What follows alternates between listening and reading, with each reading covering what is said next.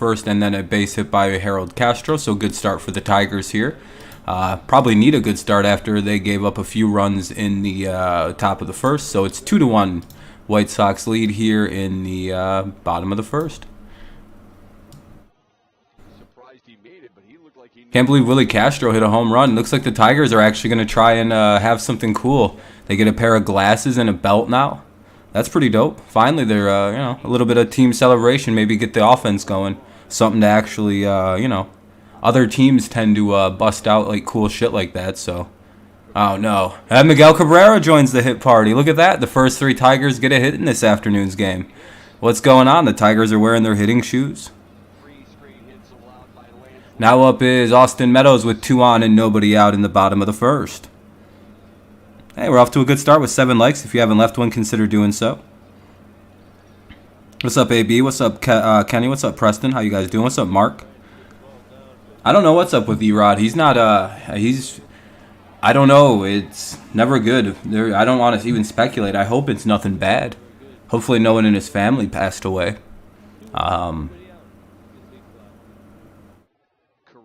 Good, just got done eating. Hell yeah, Preston. You have anything good? All right, here we go. Here's Austin Meadows now with 2 on, nobody out, bottom of the first. And they'll call that strike 1 to Meadows. Tigers trying to jump all over returning Lance Lynn, making his first start of the season after knee surgery in the offseason. Here's the 0-1. 0-2 now to Meadows.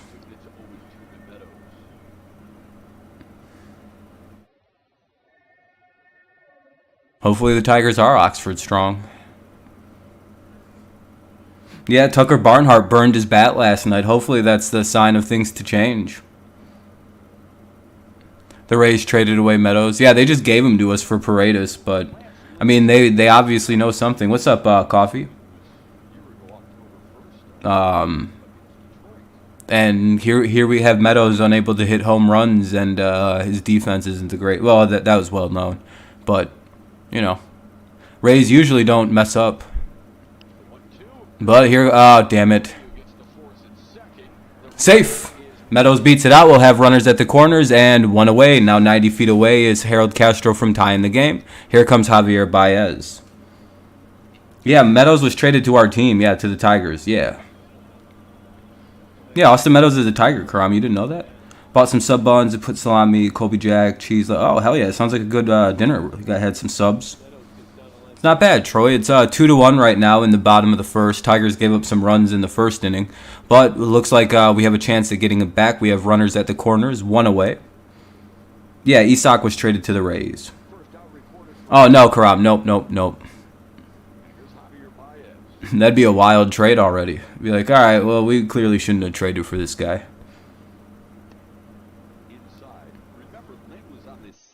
You are not worried? Oh, yeah, I'm not worried. I hope his home runs come back at some point.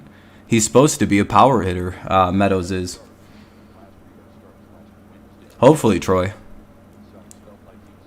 As long as Baez doesn't mess this up here, we could see something. All right, 2-0 now to Baez.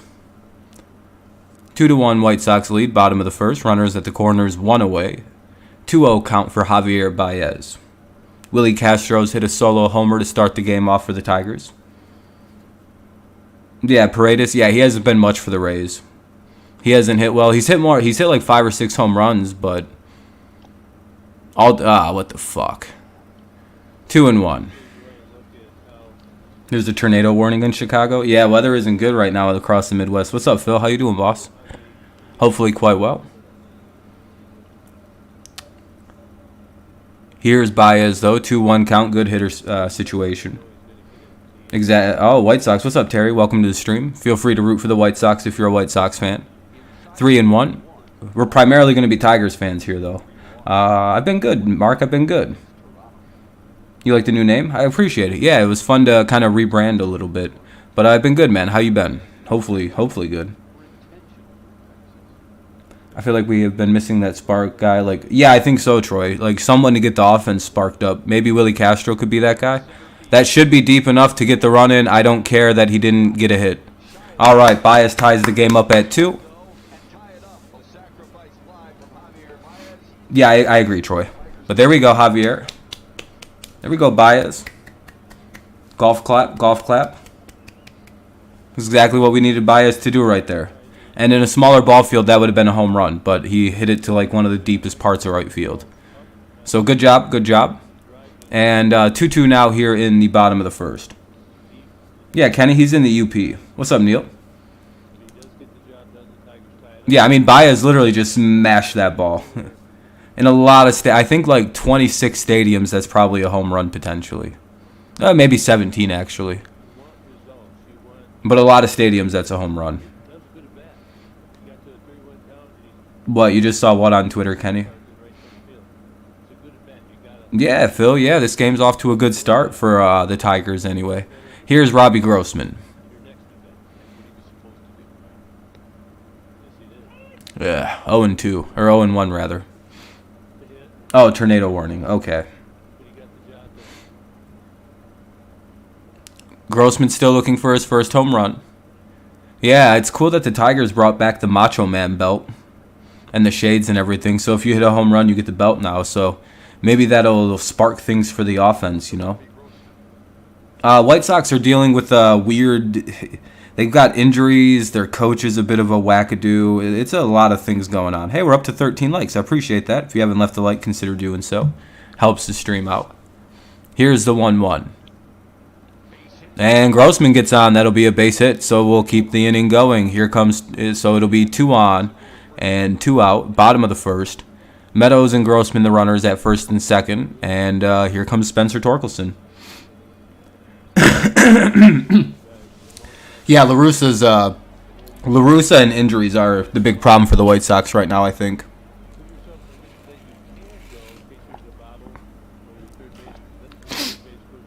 Hopefully we can take 2 or 3 and then sweep the Rangers. I don't think the Rangers are all right. They'll be a difficult team to play if we don't have good pitching available. But again, I don't think their pitching is that great. So it could be we can compete against the Rangers. We should be able to at least, you know. I'm gonna try to go to the Rangers game this Saturday versus. I'm gonna go see Karam's Rangers play my Tigers maybe Saturday. I have to talk to some people, but so.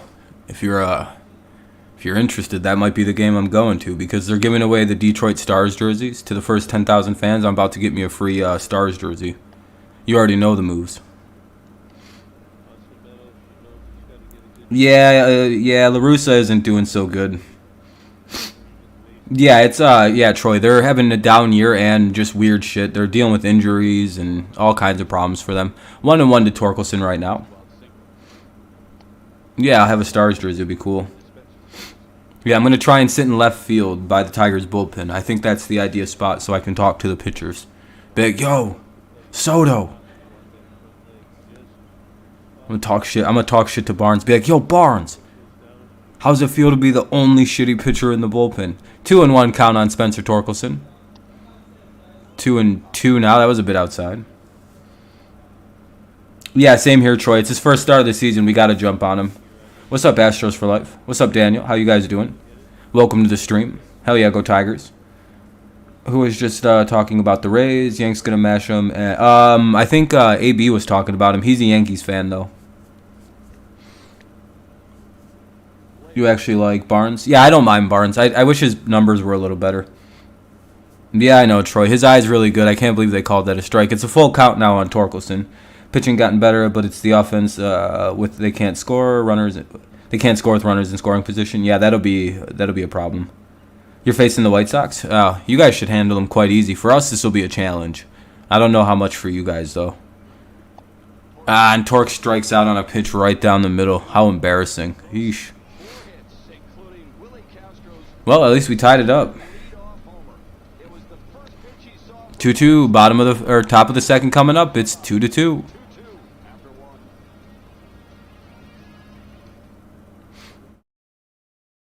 Yeah, we got our runs. So I mean, it would have been nice to score with the bases loaded there, but it was 2 outs when we got them full. So that's embarrassing. You got to hit that pitch. It was a 94-mile-an-hour fastball right down the middle.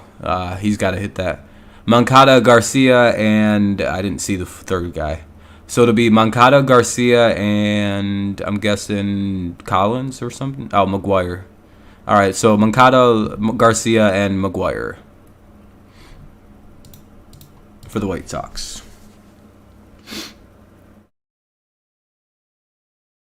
Did I cut the grass? I don't know. You play at 7? So in 30 minutes. I forget, in Texas, you're like an hour different. Good to see the Cats go. Yeah, maybe this will be a whole thing throughout the day. Who would have thought the Castros could be two of... Yeah, I know, Troy. Who would have thought Willie would be our most dependable guy? Yeah, I'm loving it too. I have the Tigers as my team on MLB The Show 22. I'm in first place with the 60-10 record with the same exact roster. Wish this Tigers team was that good. Yeah, Mark, I know. On the show, the Tigers are so much better. I'm hearing from my White Sox friend they want the Tigers to sweep them so they can get Tony fired. I hope the White Sox players all feel that way too when they throw the series so they can get Tony fired. Hey, thank you, by the way. We're off to a good start. 16 likes. If you haven't left a like, consider doing so. Helps the stream out.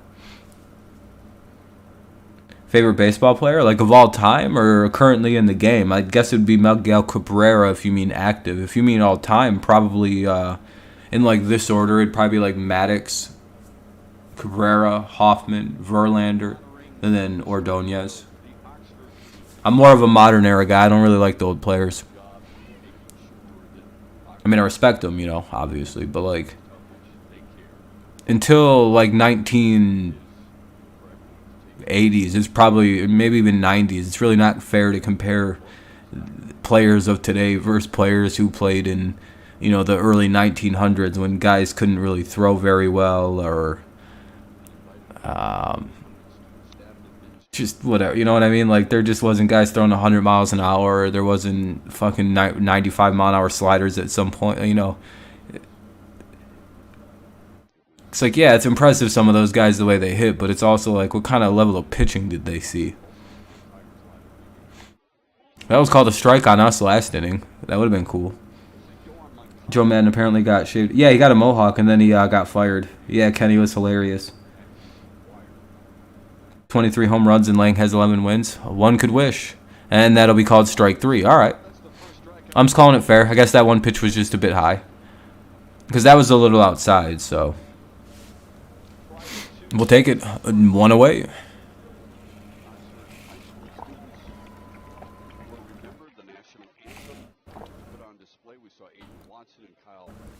Damn, that lady threw out a way better first pitch than 90% of, like, people I've seen throw out first pitches. Jeremy Pena is your favorite Astros player? Hell yeah. He's a good young player. Could win Rookie of the Year. Moncada is a straight bum. Is he not having a good year? He fit right in Detroit. Your favorite baseball player of all time is Alan Trammell because I was named after him. Makes sense. Mine is Greg Maddux because he couldn't throw very hard, but he's one of the greatest pitchers of all time. And there's actually, like, if you pitch I think it's like if you can go 7 or 8 innings in a game and throw less than like 70 pitches, do you know that it's an actual like situation? Like it's like an actual thing. It's called throwing a Maddux. Because Greg was such an efficient, perfect pitcher that like often he'd have complete games with like 90 pitches thrown. It's some crazy shit. It's a thing that like you can kind of keep track of and see. Like the Tigers had 2 pitchers in a row do it to us. I believe it was Shane Bieber threw one, and then I believe Tristan McKenzie also threw one in back-to-back starts. What a play by Willie Castro in center field. 2 down. Bregman. Yeah, Bregman's having a bad year. I don't know what's up with him. Who has a 386 OPS, AB? Moncada? Yeah, that was an ugly route, but boy, he got to it. I don't care as long as you field it. That was ugly, though. Did he misplay it? No, he read it perfectly. Oh, no, he did misplay it. But then he filled it in quick. Moncada? Oof, that's bad. Do I live on campus? Not necessarily on campus, right? It's kind of like a slightly adjacent to campus. Like, it goes my apartment complex, a Target, a gas station, a road campus. It's like it's only like a 4-car lane road too, so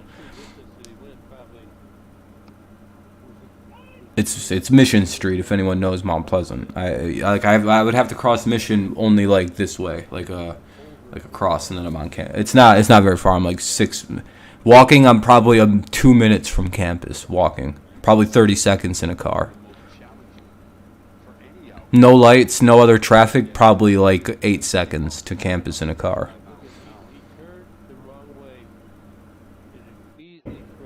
What's up, stud? How you doing, boss? All right, man. I appreciate you stopping in and leaving a like. I appreciate you, man. You have a good rest of your night, my friend. I'm doing good. Hopefully you're doing good, too. Yeah, Willie's trying to make sure he's on the Sports Center top 10 plays in some capacity this evening. 1-2 count with 2 away in the top of the second. Good response inning by the Tigers after getting the 2 runs back. You're good, but thanks, just busy. For sure, man. We'll take it easy, stud. You have a good night, my friend. It's weird I call you stud, though, but I mean, it is your name. I guess intangible, but that's a lot of words.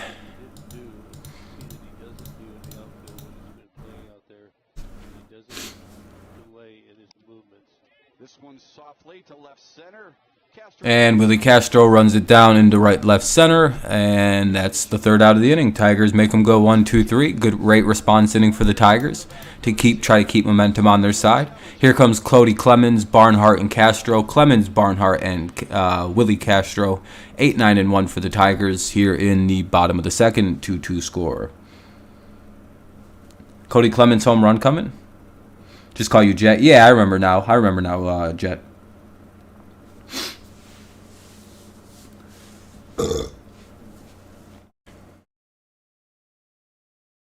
Do you guys think the Tigers should make hats with this logo on it again?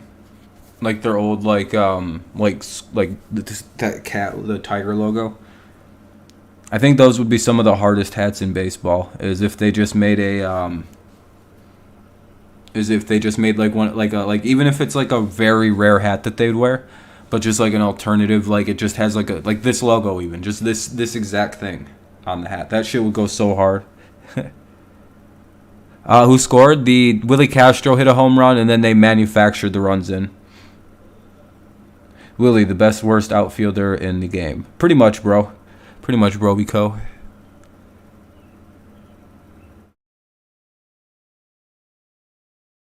They do have one like that, but the Tigers... Oh, they do have one like that? Yeah. Okay. There's shitloads of birds nests around your house. Yeah, same here. They wake everybody up in the morning, I think, when they're on their bullshit. Commercial's almost over though, I'm guessing. But yeah, I think they should have that as like an official hat. I do like their, the Old English T. It's a classy traditional hat, but this logo does go particularly hard.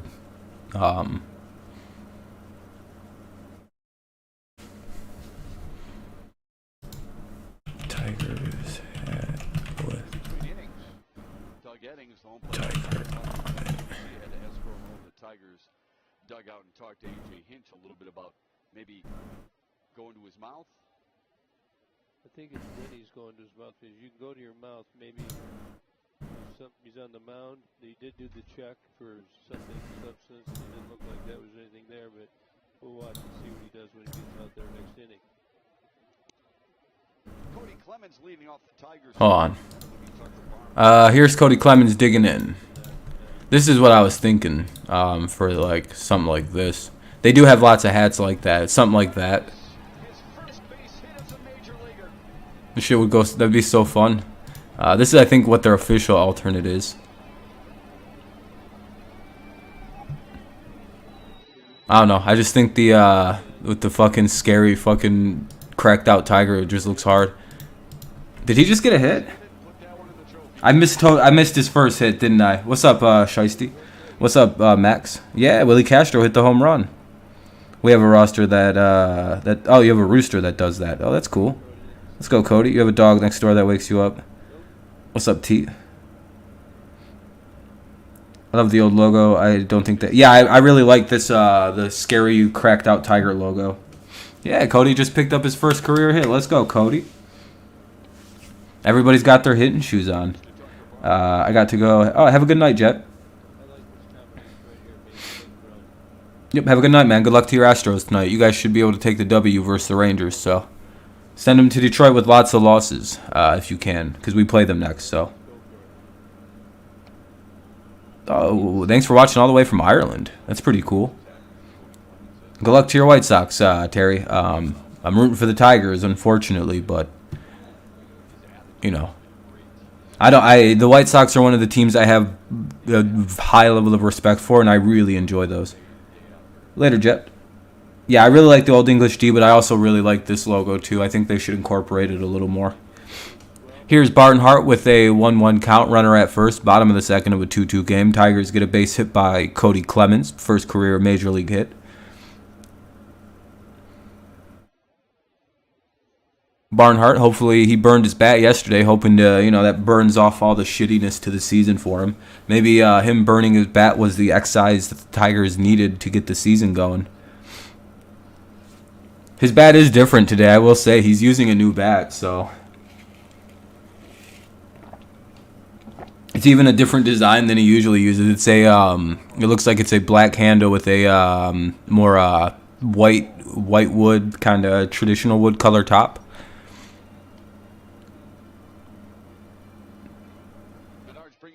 Where he had been using those that like DeMarini like brownish maroonish color. Yeah, Cody. He put his hands up to celebrate. Woo! Finally.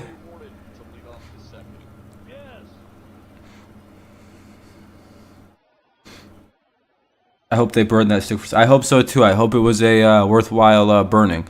And that'll be a base hit by Tucker Barnhart right up the middle for a base hit. There we go. Looks like the bat burning was not all for naught. Yeah, I don't really like the road. I think it'd be cooler if they wore their old away uniforms, which used to have like Detroit written across it with have the D with like the tiger popping out.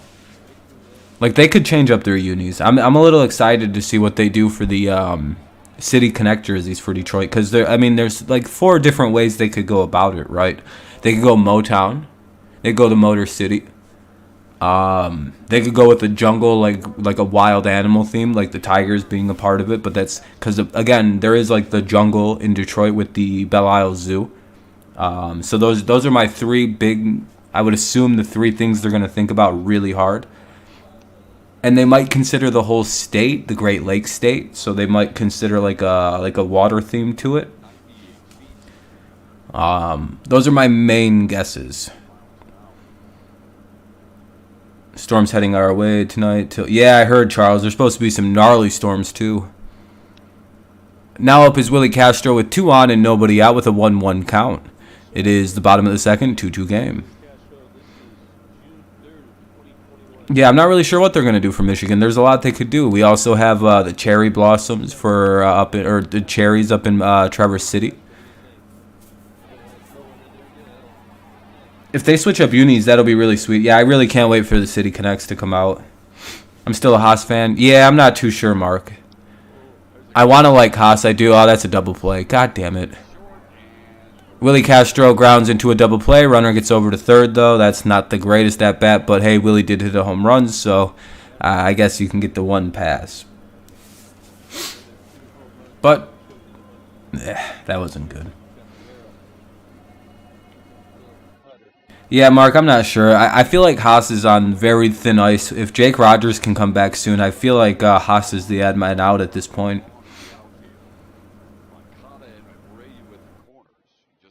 Damn, they would probably get to where I am at. Yeah, it's supposed to hit most of the state this evening into tomorrow. Yeah, bro, I have no idea why Haas hit so many home runs and why he can't hit any this year. I mean, he played more last year, but again, he earned the playing time by starting to hit home runs, you know what I mean? So it's like, can he do something to earn more playing time? It's not like Barnhart's killing it and the job is completely unwinnable if he was to play very well. You know what I mean? Here's Harold Castro with a 1-0 count, and it is a runner at third, 2 out. Ah, fuck, that'll end the inning. Unless it bloops. Hey, Harold Castro bloops in a run. It's 3-2 Tigers. All right. Cody Clemens scores. And Harold Castro, the BAPIP god himself, strikes again. If Harold Castro puts it in play, the ball goes down. If Haas wasn't so... Yeah, if Haas was better on defense, yeah. Jake Rogers will be back, though. I heard he's supposed to play this season at some point. Yeah, I don't know. I like Haas. I have no problem with Haas, but it just seems like, Jake Rogers is way better defensively, and he probably will hit better. Let's see. Also, Cubs game will be postponed since the tornado. Yeah, I heard about that. In Chicago, Charles, yeah, it's not good. West Coast is getting smacked up. I haven't heard anything about Erod. I know No, I think something happened with his health, or someone in his family. I think he had probably a family emergency, maybe health problems. Maybe he has a problem with certain stances the team is taking regarding, maybe he's a deeply religious man and certain things are bugging him. Even though the Red Sox took the same stance as last year, so I'm not really sure why it would be different, So I have no idea what's going on with Erod. Yeah, Dash should be back pretty soon. Yeah, it's supposed to hit the whole Midwest. So you never know what's going on with someone like Erod. I just hope it's nothing like too serious. Like it isn't like health or like someone close to him health. But then he'd just be on the Beverment list. So I'm not really sure what's going on.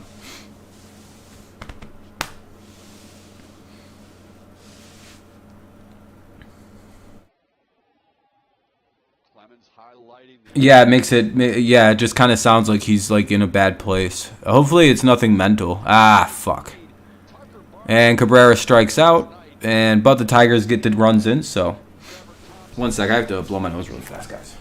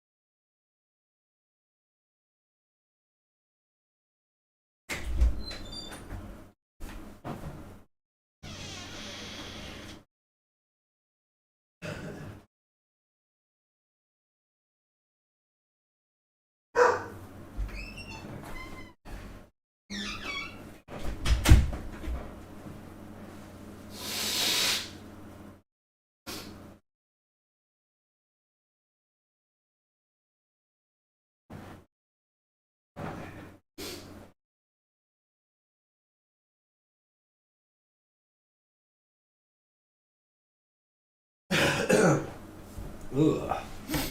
That was awful. Tornado warning in Chicago. There we go. I'm all good now. Oh, man. My nose was, like, plugged up. That was gross. It'll be Mendick, Pollock, and Vaughn. Mendick, Pollock, and Vaughn. So 9-1-2 for the White Sox. 9-1-2 for these Sox. Ugh. Looks like Jose Abreu hit a solo or a 2-run homer. Or maybe a 2-run double or some shit, it looks like. Maybe a triple.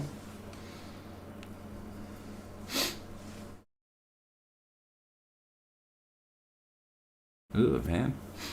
Tigers have taken the lead, and the frustration for Lance Lynn is starting to get exposed a little bit. Is Lance Lynn done tonight?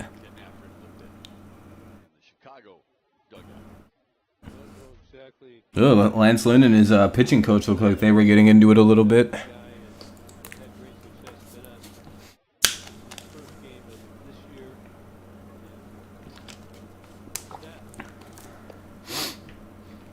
Tornado, yeah. Or Joe McEwing and Lance Lynn were getting into it. What's up? Yeah, Shiesty. It's a decent game so far. 1-1 count. Here's the 1-1 to Mendick. They'll call that strike 2. Oh, yeah, Lance Lynn and McEwing were really getting into it. They were arguing and everything. Things are not good in Chicago right now.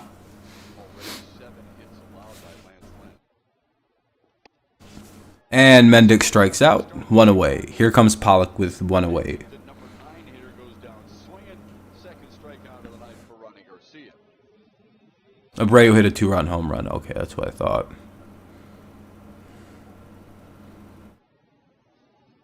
Gibby, how do you squelch this type of fire? What do you do if you're a manager? Well, I mean, if you need to intervene, I wonder if Lynn's done pitching. He's looking like he's leaving the game. there's some frustration. He looks good other than the fact he gave up a 2-run homer. Like you said, you know. You'd like to see leadership. Seems like he's settled down the last couple innings. No, Lance Lynn's still out there. I don't know. He might still be pitching. I can't really tell. In the dugout. But it happens. Both men are very passionate, competitive. Looks mad as fuck, though. React as it goes. Lance Lynn, he's given up 3 runs already and 7 hits, and he's not too happy about it. So he's just been waiting for this night, I'm sure. You talk to members of the White Sox or anybody who's played with Lance Lynn. Robbie Grossman played with him in Minnesota, for example, and they'll tell you he's a hell of a teammate. Oh, he is. He's a winner. He wants to win.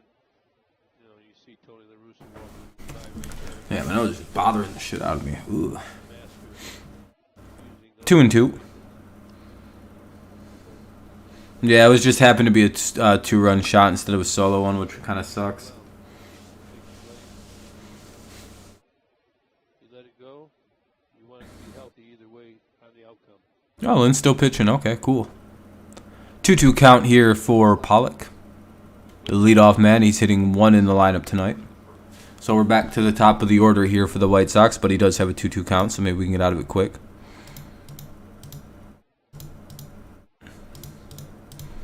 These games tonight may have something to do That'll be strike 3. with another game.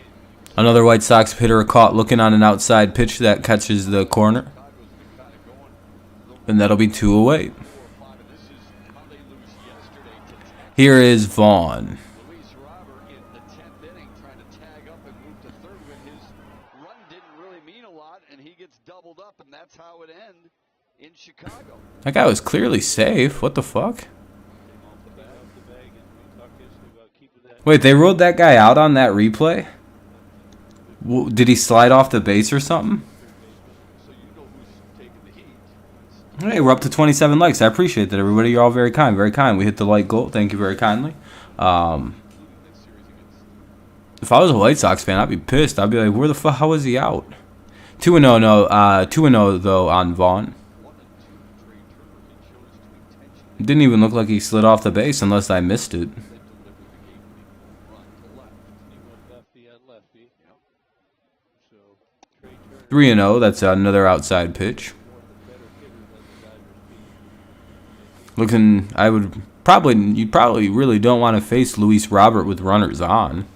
Probably not idea. Sometimes it just doesn't work out, you know. Man, the ump is just given that outside pitch tonight. And that's been to both teams, really. All pitchers have been able to live kind of like on the outside black right here. I don't know if it's still up. Oh, no, it's not. Okay. But yeah, it's kind of been. You got to take the heat. If you've been able to hit, like, if it's lower than, like, here and in this area, Well, this is what we're even if it's on the outside. I'll show you when it pops back up. wondering about Trey Turner, which, by the way, 43% of the Major League batters strike out in that situation this year. And then Muncy does this. And people in Chicago were livid.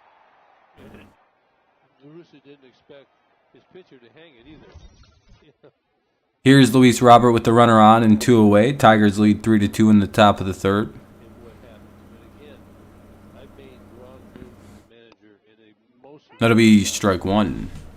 nobody said Here we go. They pitch one yet to him? They focus on the ones that don't work. They got that up. Why don't they have the pitch thrower in the back? analysts, Oh, here we go. Yeah, they're giving him like this entire outside part up to here. other fans. Should be the second or third out of the inning, and it is. They get Vaughn at second base, and that'll end the third. Let's go. Well, the top of the third. We're going to go to the bottom of the third. Tigers will send Meadows, Baez, and Grossman 4, 5, and 6. Maybe some runs through this part of the lineup. Meadows, blah, blah, blah. Meadows, blah. Meadows, Baez's name is fucking me up. Meadows, Baez, and Grossman in the bottom of the third. I just had like 4 misspeaks in a row. That was pretty stupid of me.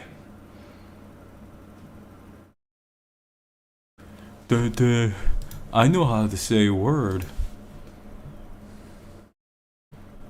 And speaking ability are good, huh? Jealous we are.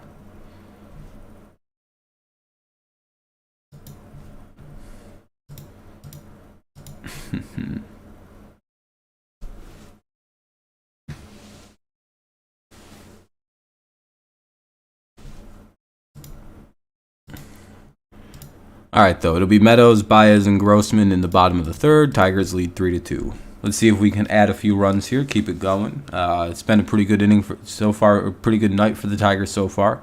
They've put up runs in the first 2 innings. 7 hits already, which is nice. 7 good timely hits that have resulted in 2 runs. One of the hits was a home run, so you know. Maybe Meadows has that in his first. Maybe Meadows is ready. You know, send one into right field and trot the bases.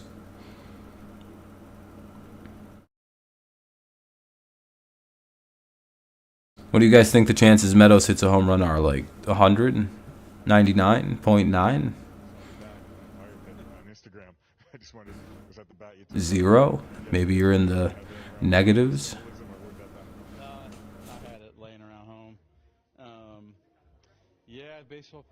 43%. All right.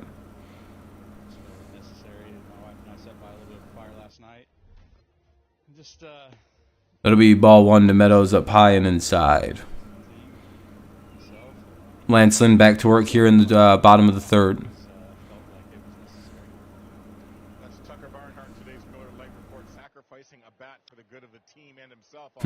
I'll give Meadows a 17% chance. It's like, well, that's not very good just because you're trying to be funny with the number. Oh, yeah, probably. Yeah, that's probably not that good. 83% chance.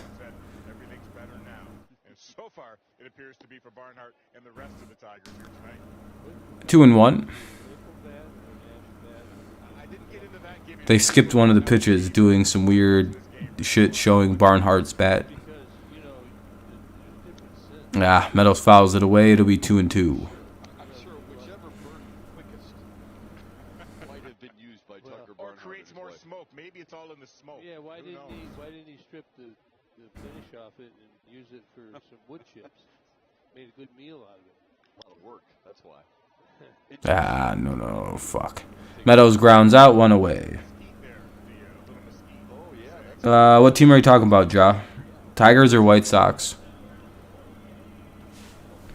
I would say the Tigers are actually a lot better when the games get later and later on, arguably. I guess the point, though, guys, is whatever it takes, right? Whatever it takes, whether it's a rabbit's foot or a lucky penny or burning a bat, burning sage, whatever it is. Well, you got to get things going. You think it's working now? It sure seems like it, doesn't it? You got 7 hits on the board. Or just roll Lance Lynn out there. I don't know. Uh-oh.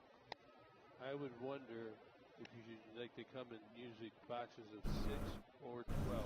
The bats? Yeah, maybe the whole Anyway, 0-1 now for Baez. The Tigers, I would say they're actually better from the late innings on. They're not very good early on usually. Thanks, Trev. We appreciate it. Javier Baez stands in. Got the Tigers even with the sacrifice fly in the first. He did not like that timeout. He stepped off and went back. He's really intense and wants to do well in this game. Because our bullpen's about the only good thing we've got this season, so. Ugh. 0-2. Such a big swing. Bottom of the third, though. 1 away with an 0-2 count on Baez. He has a sac fly today. That initially tied the game up at 2. That'll be down low for ball 1.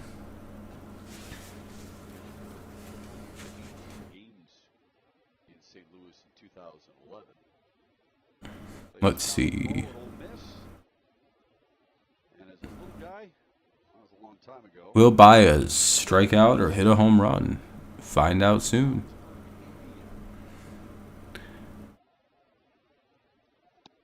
Two and two.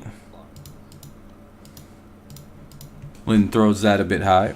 Tried to get Baez to chase, and there was no offer.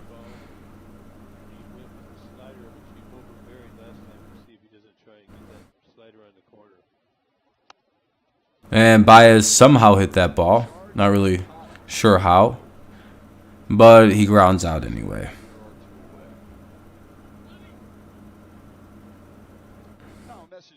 Yeah, at least he fucking hit it, I guess. Better than striking out every at-bat.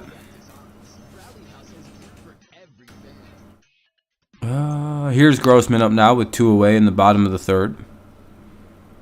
Looking like the Tigers might actually go 1-2-3 here. 7 hits for the Tigers so far tonight. Would be the first time this afternoon. Robbie really looking to get back on track. Been on the IL list. Trying to get healthy. 1-0. A bit high and a bit outside. When you have such a, I guess, outstanding year like you had last year, really on base a lot, walked a lot, lots of extra base hits, running the bases, playing in the outfield. All right, that'll be a foul ball, 1-1. Last year he hit the ball up in the zone, middle of the zone. This year he's only hit middle. He's just got that timing a little bit off. He can get it. Ooh, that'll be inside, 2-1. No doubt you put pressure on yourself when you have a year like you had last year with all the home runs. This year not have the power to hit over swing. You got to convince yourself. Hopefully Robbie gets something going here. Ooh, up high, 3-1.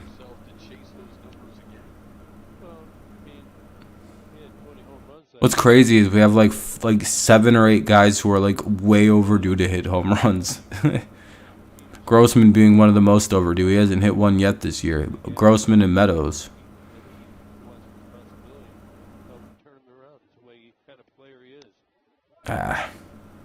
Grossman took a power swing. He tried to hit one out. So it'll be full count now on Robbie.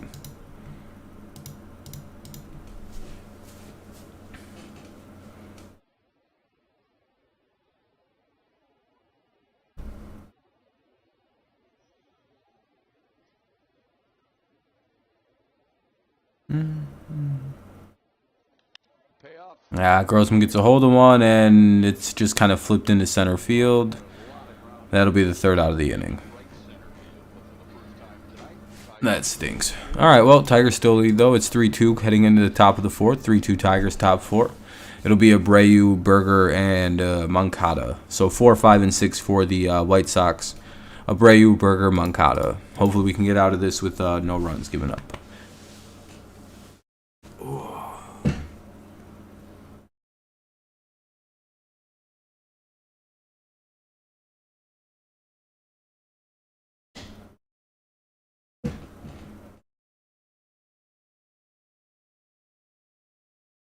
You didn't have Daz Cameron getting home runs before Grossman and Austin.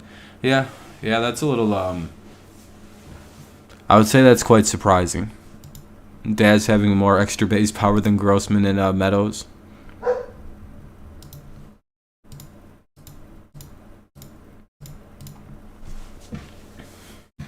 I guess Ronnie Garcia might still be pitching, but they could probably be looking for someone else to replace him at this point, because it is kind of a... Oh, no, Garcia's still out there. All right. That's not bad. But it'll be Abreu, Berger, and Moncada, top of the fourth. Tigers lead 3-2.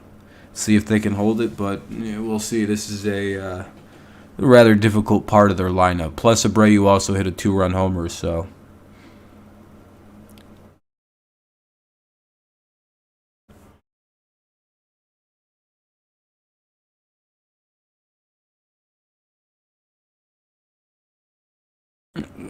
Yeah, you're just here to kind of troll, dude, so why would I acknowledge you? I guess that's what's up. What's up, dude?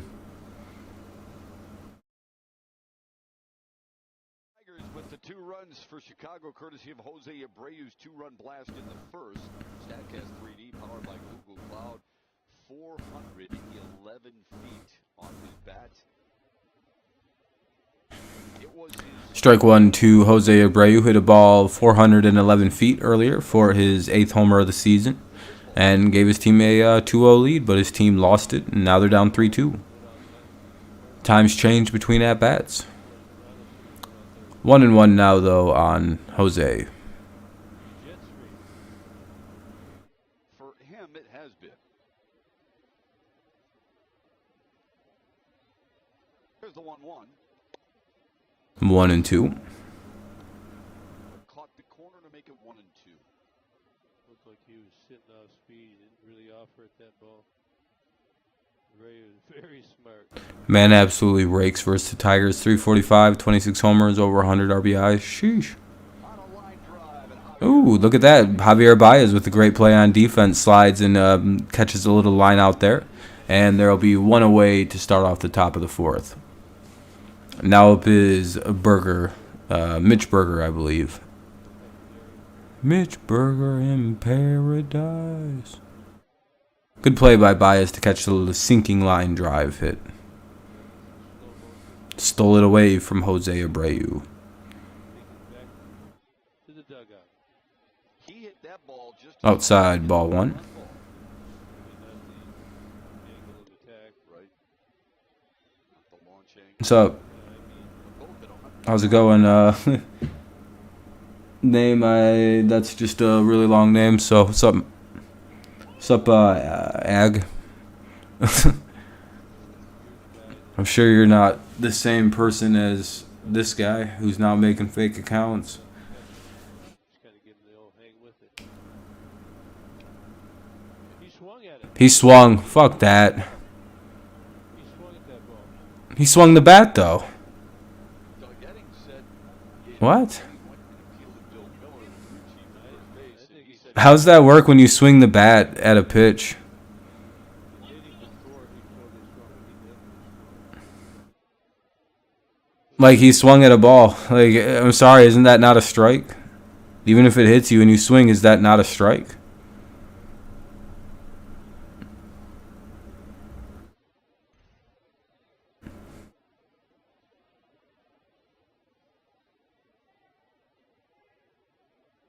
that's one of the last things Chicago Sorry, CH. I hope he's alright, though. It looks like he's in quite a bit of pain.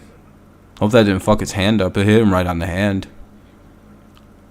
Regardless, I think that's supposed to be strike 2, not a hit by pitch. But I'm pretty sure it's a hit. It's just a hit by pitch. Does anybody know the rule on that better than me?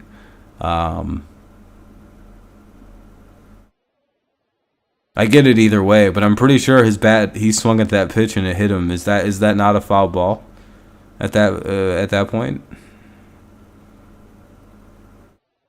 Here it is. Ronnie Garcia to Berger.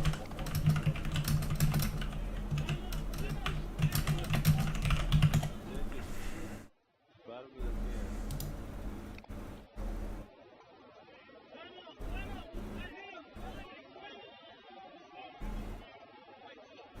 Okay, so yeah, the pitch would be nullified. It would be a strike because he hit it.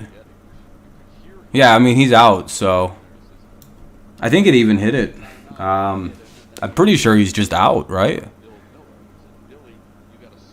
I mean, I'm pretty sure the ball went forward. As shitty as this sounds, I think he's out.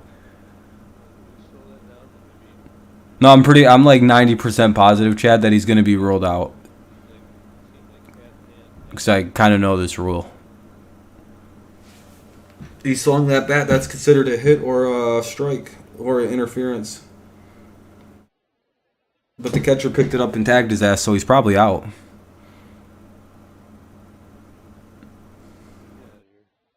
Hit by pitch is nullified when you swing the bat or if the ball is in the ruled a strike.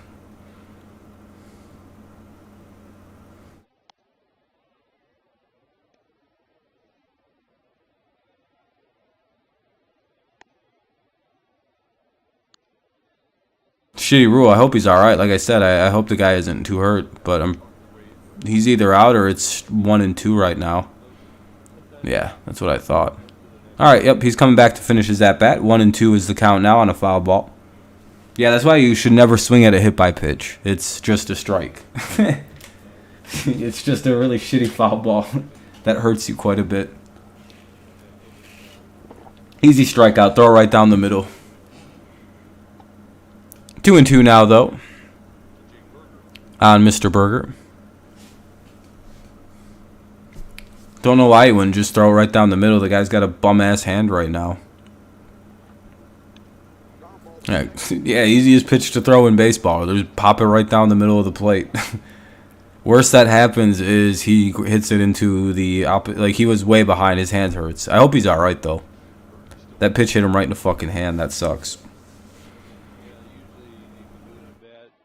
Sky's looking good in Detroit, though. That's always a positive sign. It doesn't look like rain's going to interfere with the game anytime soon. I hope he's all right. Damn. Yeah, but by the way, I told you it was a strike. Chad. Ball one, just a bit down and low.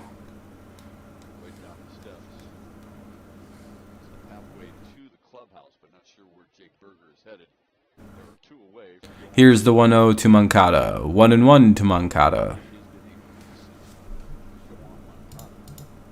This is inaccurate. That's where pitch 2 was, and pitch 1 was like right over here.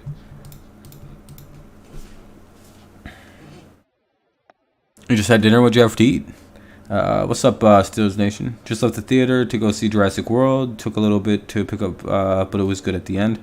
Yeah, I've heard people say it wasn't the greatest movie, but it sounds like you enjoyed it at the end anyway. Best part was when it ended. It's a 3-1 count now, though. Top of the fourth, 2 away, 3-1 count to Moncada. Oh no, Amir's probably in a miserable mood then. Tater tot casserole, not bad. Garcia's up now with 2 out and 1 on, top of the fourth. Little 2-out walk by Garcia.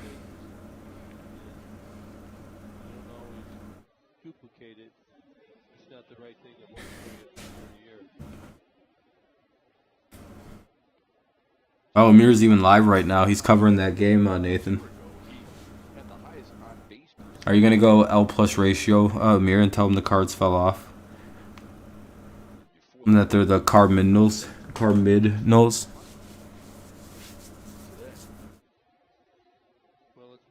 Yeah, I've had casserole before. Maybe not tater tot casserole. And that should be the 3rd out of the inning. It is. Grounder to the second baseman. Clemens takes it over to second base, and that'll end the inning. Bottom of the 4th coming up. Or, well, it'll end the top of the 4th anyway. Bottom of the 4th inning coming up. It'll be Torkelson, Clemens, and Barnhart. Torkelson, Clemens, and Barnhart in the bottom of the 4th. 3-2 Tigers lead. Let's see if Clemens has another hit in him.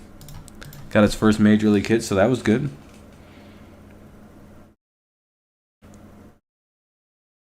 You will what, Kenny? Rock you? You will rock you.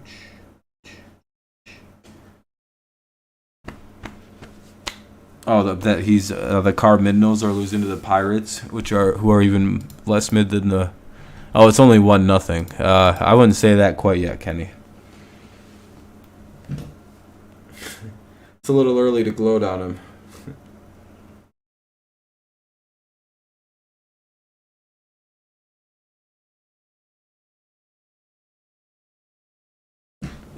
Nathan came acting like they were up like 5 or 6-0. It's 1-0 in like the second inning. It's like, oh,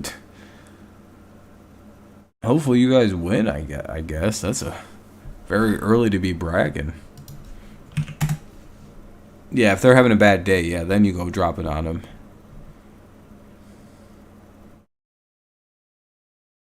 Yeah, it's nice. The White Sox are imploding. I hope this means they're going to fire all these coaches soon.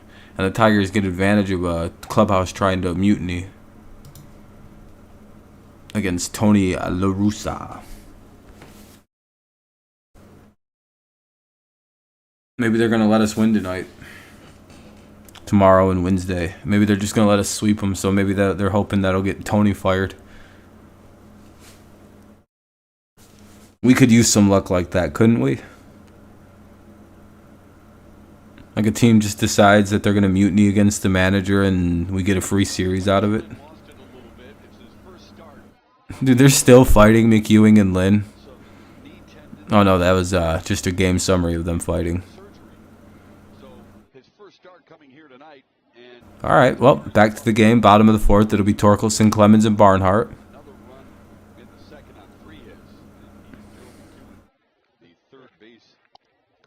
Ball one inside to Torkelson. Lance Lynn back to work here in the bottom of the fourth. So far, he's thrown 56 pitches in his first start.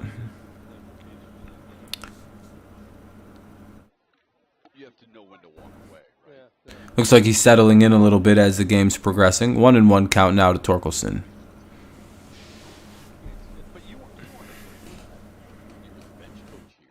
No, I wasn't trying to have any competitions either, but It'll be strike two. He's got to swing at that. They've been calling it a strike all day. They've been hyper consistent about those pitches right there this evening. So both sides are getting the calls, and for some reason, no one's swinging at them. I'm not really sure why that is. Ooh, good frame job, but that'll be ball two.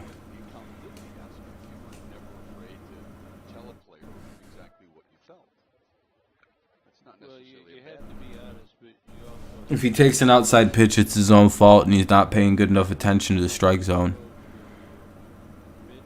And he's out. Yep. Literally been a strike all day. Don't know why he didn't swing at it.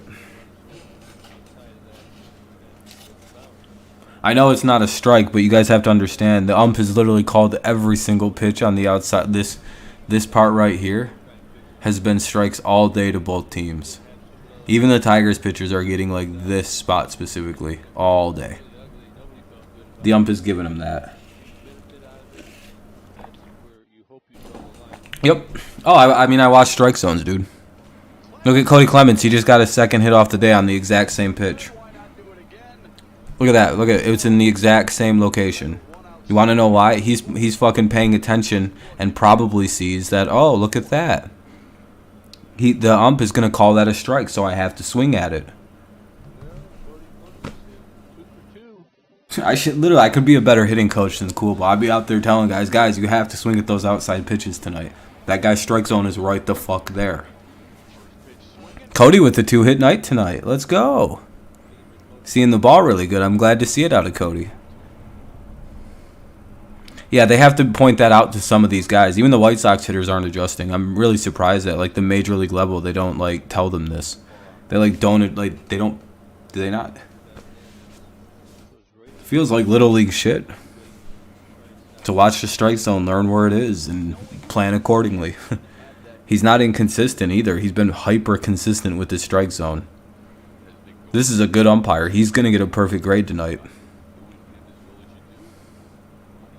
His strike zone isn't like exact strike zone, but it's like he sets the zone and that's what it is.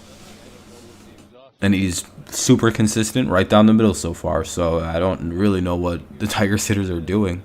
It's not like they're seeing something different on defense and going, well, this isn't fair. Usually I don't go after him for this, but it's like, because usually the umps are like really biased against Detroit, but tonight it's like, all right, guys. The umps are actually really fair tonight. You shouldn't be getting struck out looking by now. I mean, I had a couple. At least swing at the ball. Like, you know it's... Some things have to be said. 1 and 2. Again, don't really want to do it in front of everybody. It's not a big deal. We want to handle it calmly and quickly. If you want to cool down, you got to know better to go back in there too early too. Oh, to Torkelson or to Barnhart? I think he swung at that one, though. The second pitch? Yeah, he swung at all the pitches. Barnhart. Barnhart's up with 1 on, 1 out, 1-2 count, and that'll be ball 2. So 2-2 now. If you're talking about the one to Torkelson, yeah, it was a ball, but not to this umpire who's been calling the same strike zone the whole game. Somebody probably walked up to them both and already taken care of it. Yeah, I know. I know. Well, Love, he probably wouldn't have any home runs because no one on the Tigers can hit home runs anymore. And I'm sure if Meadows was playing on the Rays, he'd have like 14 of them. Did he just flare out? No, it's out of play. We're a vacuum of power this season, Love. So I don't think that would actually happen. He'd probably have 1, maybe 2.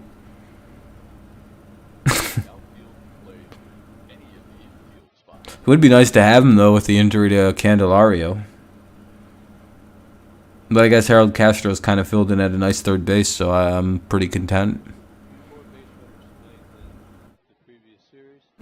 2-2 count here for Barnhart. He fouled the last pitch off. Let's see what he does here. 3-2 Tigers lead in the bottom of the fourth with the runner at first and 1 away.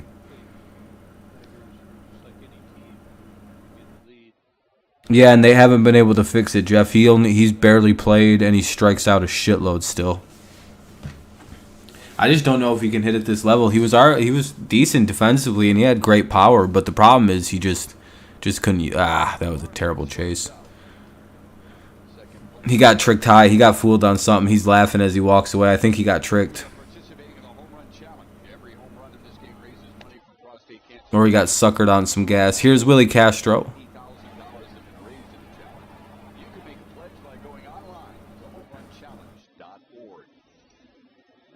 He's the current holder of the Macho Man belt and shit. I guess they have a new thing they're doing in Detroit with their own little celebration. The least powerful team in baseball is now celebrating their home runs. At least it's something. It's better than... They introduce the belt, they get a home run the very same day. So I'm completely fine with this new gimmick. As long as it produces maybe a second home run by Willie Castro. I'm thinking for too much. 1-0 to Castro, though. Alright, that was a bit more outside than usual. 1-1.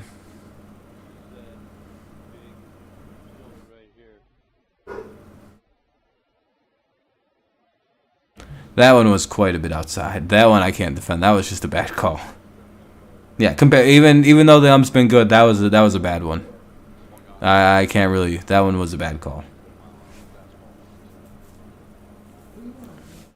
1-2 now though on Willie Castro.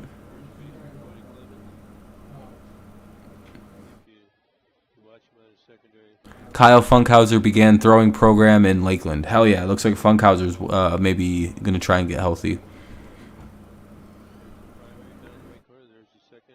Rain might be starting, fans moving out. I don't really see any of the lines on the TV that would indicate rain. It might be, though. I can't really make it. I can't really tell on the screen, though.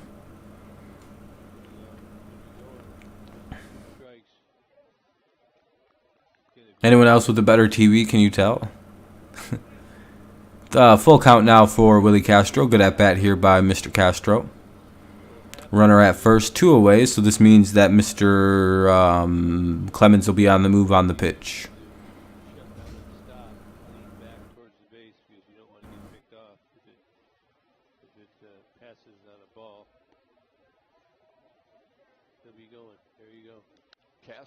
Willie Castro will line it in, and it does look like it's raining a little bit. Cody Clemens will get over to third base, so it'll be runners at the corners with 2 away now. Good job by Willie Castro. Nice piece of 2-strike hitting. Great little at-bat there to get it full, and then lined it into right field for a base hit. 2-hit night for Willie Castro. Here's now Harold Castro with the prime opportunity to go 3 for 3 and get his average back to 300 with another hit. And, make it 4-2 most important. Juju was back in Pittsburgh yesterday afternoon for a fundraiser for fans, and he said he would love to come back to us. Yeah, at some point, probably. Maybe once things get a little better. Once y'all have a real quarterback. No, Tua probably is more accurate than Patrick Mahomes. I actually agree with that statement. But that doesn't really mean anything. Fucking Chad Pennington's more accurate than Tom Brady. What does that really mean? You know what I mean? Go-ahead run in the second. Just because one guy, like Tua's in the NFL because he's a super accurate quarterback and can read defenses fairly well. Like Mahomes is in the league because he can fucking gun it. Like there are probably high school seniors that can throw the ball harder than Tua can right now. Maybe Tyreek should be like, I would have followed up with, all right, who can throw it farther? Who can throw the ball harder? Who can complete a ball through a tight window? That probably one guy I know probably can't, unless it's a wide open window that's tight. What the fuck is that? Everyone's so high on Rodgers when Hassie hit 20 home runs last year. Jake Rogers from State Farm with the stupid must he's a better backup option because Haas can't do anything defensively. He's garbage in left field. He's pretty shit behind home plate. He's a free run. Like you can just kind of steal on Haas for days. Can't really call a good game. Hits like 110. Like he's not a good hitter. At least Rodgers will hit like 240. He can bunt good. And he's a defensive backstop comparatively to both catchers that we have. Throws out, what was he throwing out, like 48% of runners last year? He might have even been over half, which is fucking insanity. Calls a great game.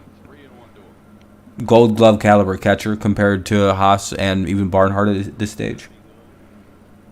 Standing on his knee and launching at 60 yards. I just recorded myself yesterday doing it even farther. Now what? Did you, Steelers Nation, throwing it 60 yards off your knee? Why aren't you trying to play football, like quarterback?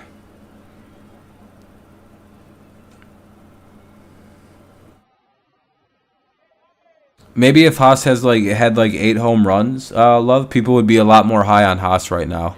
I don't think it has much to do with the lack of power, but even more so a lack of hitting, just a total lack of anything similar to what he did last year. And Harold Castro, unfortunately, skies it to left field for the third out of the inning. Top of the fifth coming up. It'll be McGuire, Mendick, and Pollock. McGuire, Mendick, Pollock, 8, 9, and 1 for the White Sox. 3-2 Tigers lead, top 5. Tyreek will not win a Super Bowl too. I agree 100%, Robert. Unless Miami's defense just dominates the league. I don't know. I would bring Pittsburgh a Super Bowl. Yeah, that's true. Pats, maybe. I don't know. Depends on their defense. I don't know.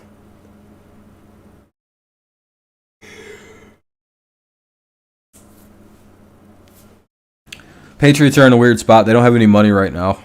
And they have $80 million on the books next year that they can spend. So they're in this weird... they had no money this offseason, and they needed quite a bit of work on their defense. So we have to kind of hope that last year's draft picks that didn't play last year, and Bledsoe, McGrone, Perkins, all kind of take they've been in the system now. So we have to kind of hope that those guys were really, really good, along with the additions of Jack Jones, Marcus Jones, so on and so forth. So I'm sure we'll be fine on defense, but it might be next year when the Patriots are good again. Plus, it's only our second year with Mac, so things are still kind of fresh. A bunch of new rookie receivers.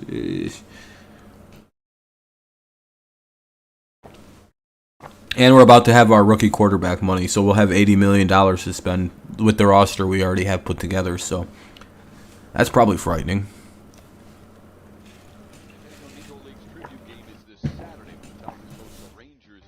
And then we get $100 million the year after that. That must be weird for people, huh? So in 2 years, the Patriots will have about $175 million in cap space to spend. However that breaks down. We just got out of some really, really bad contracts, and we're getting out of big, bulky. Because when you're a dynasty in the NFL, when your team rises to dynasty status, you have a lot of contracts to very good veteran players, but those contracts, very back heavy, very expensive later on.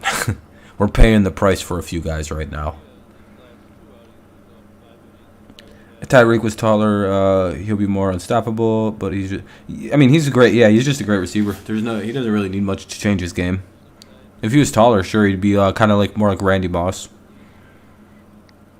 Oh, that might be gone. No, it's off the wall. That's probably a triple, though, for McGuire. He's not fast enough. He stopped at second, it looks like. Maybe he went over to third. Nope, second. That's a double for McGuire.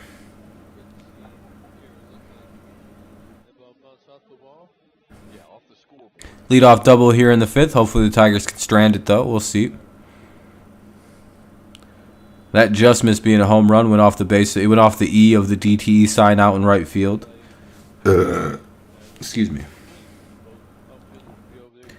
Your neighbors are wacky, and it was my idea to hang a shower curtain as a blocker so they can't look at me and my mom's side, and it's driving them crazy. No, I haven't really had any bad neighbors before. So 0-1 here on Mendick. I'll be honest. If I did, I'd probably just ignore them. They just wouldn't. I'd pretend they didn't exist. But I'm really good at just kind of, It's always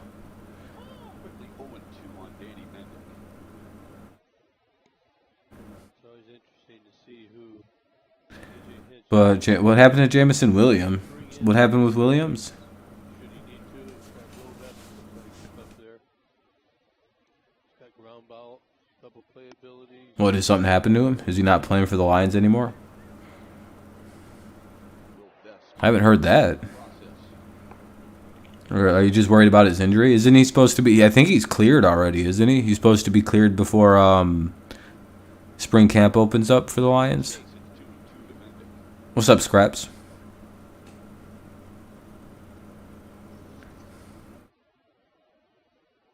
You lost your PC. How do you just lose your computer? Did your parents take it, or did you just you just lost it somewhere? Well, I mean, T, he's hurt, right? He is just getting a torn. T, he had a torn ACL, correct? He's still rehabbing and stuff. He's not really expected to be like back in the full swing of things until not till week 7. Who told you week 7?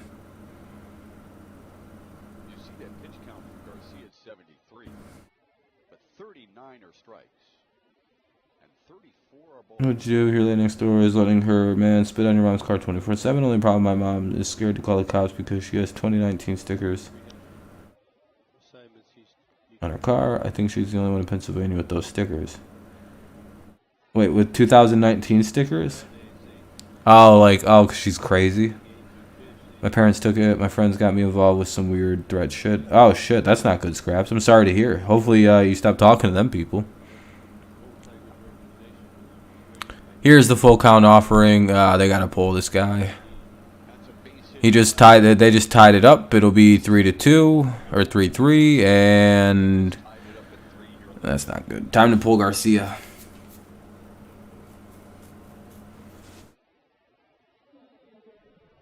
Yeah, they've been off. Yeah, that's a good way to look at it, Scraps. I would agree.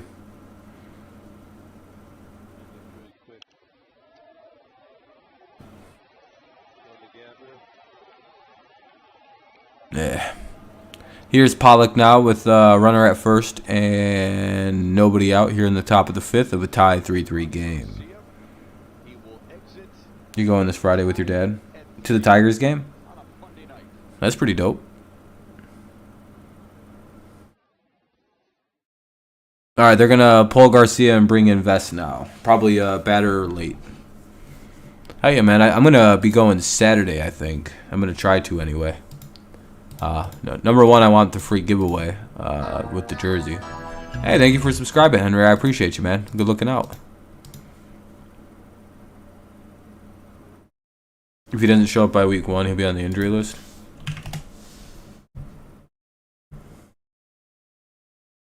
Yeah, I'm pretty sure they know what's going on with Jamison Williams. He's coming off a torn ACL. He'll be all right, T.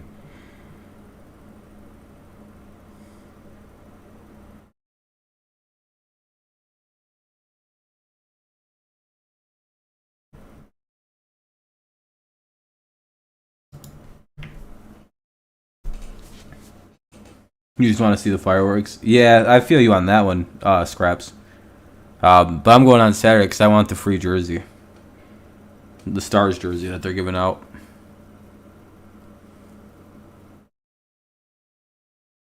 I'm going to try, Preston. I'm going to try, too. If I want to go to that game, I want to go, too.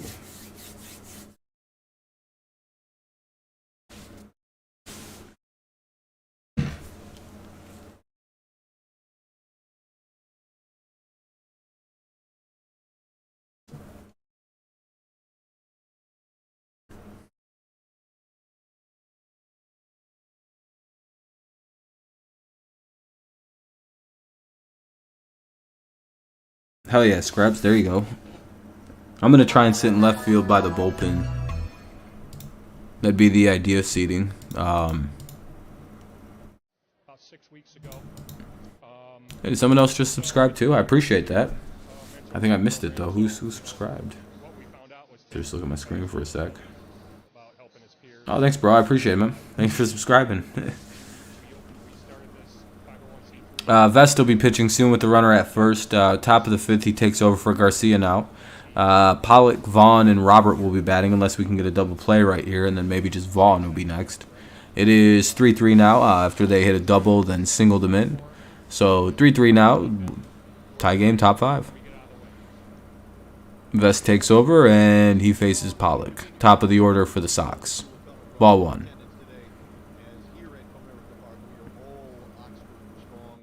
And he has created 42strongtate.org to continue the legacy that Tate Meir, one of those killed in the horrific shooting at Oxford High School in late November, looked to pass on.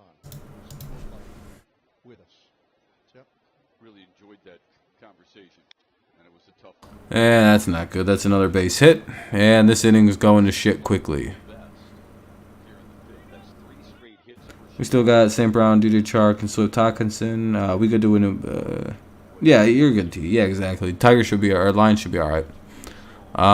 Top 5, 2 on. Sorry, I'm just not really giving a shit about football right now. No offense. That's enough football talk for this stream, I'll be honest. Here's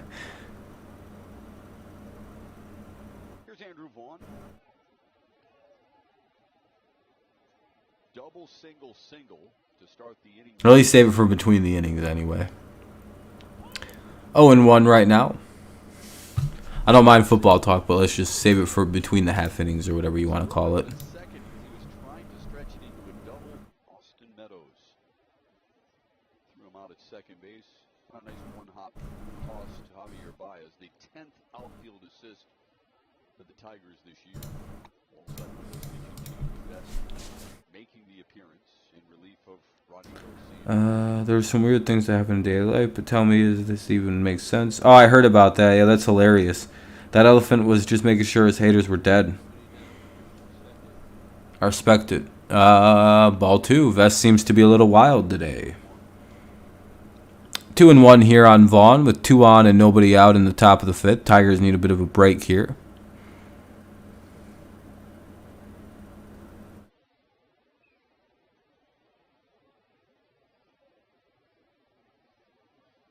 It's not really choking. It's... John, do you watch a lot of baseball? Serious question.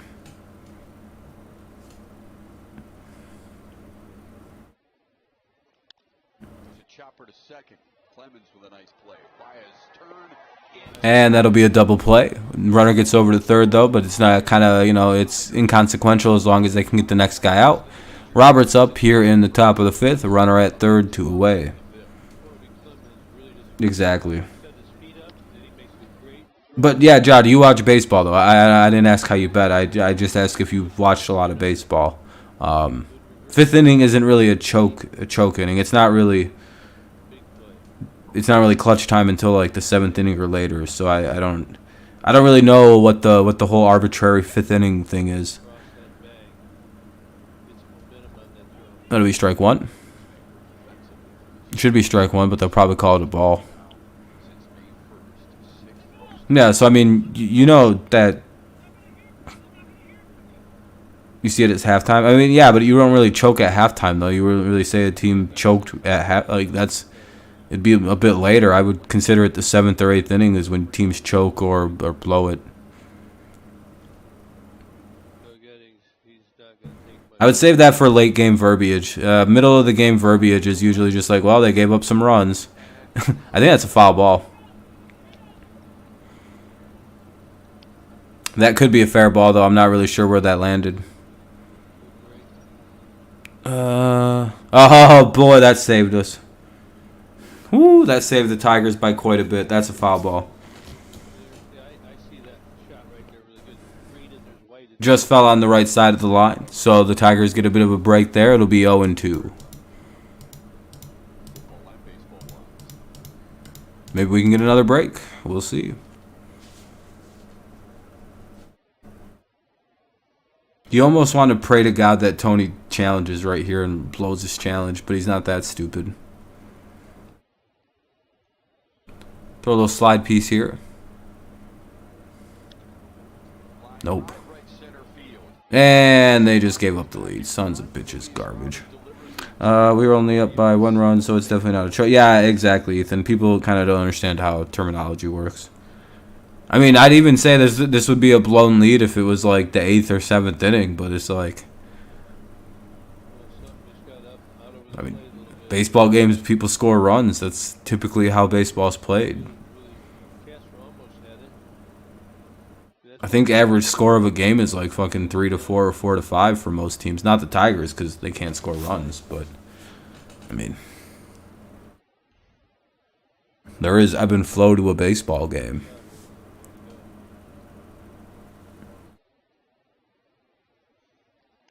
Guess the White Sox choked in the first inning, right, Ja? By your logic? Like, I don't even know how that works. 7th, 8th, 9th. Yeah, it's the early half of the game. It's not even halfway. It's the top of the 5th.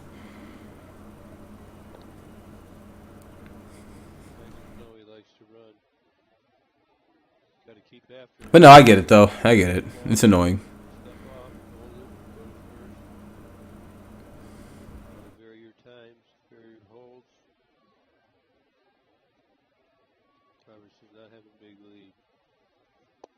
Abreu looks at strike one. He gave Chicago the early lead with a 2-run homer in the first.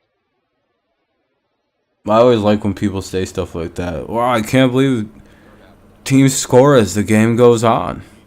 Pretty crazy, huh? I mean, not really. Hopefully, Ethan. Hopefully we didn't use up all our hits early in this game, and now it's just kind of like, well, we did good early on, then we just sucked the dick. I hope that isn't the case. But that wouldn't be the first nor last time this Tigers team has done that. Kyle Crick continues to warm for Chicago. 1-1 count, 2 away, runner at first, top of the 5th. 4-3 White Sox lead. Hopefully we can get some runs back here in the bottom half of the inning. 2-1. That's not having his best outing tonight.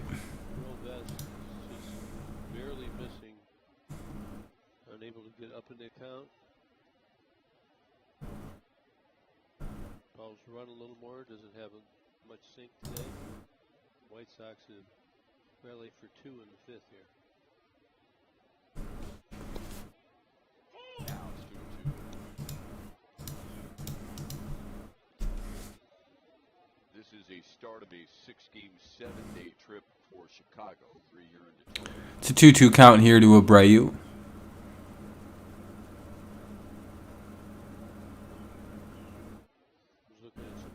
Oh, like that? Yeah. The Tigers won 4-3 or 4-5 because they're the home. Like they'll say the home team last. Tigers on their next trip. I think all the minor leagues they go in and they play. God, man, just winning score goes first. Never, Ethan. He's committed to only hitting. He's changed into a singles guy.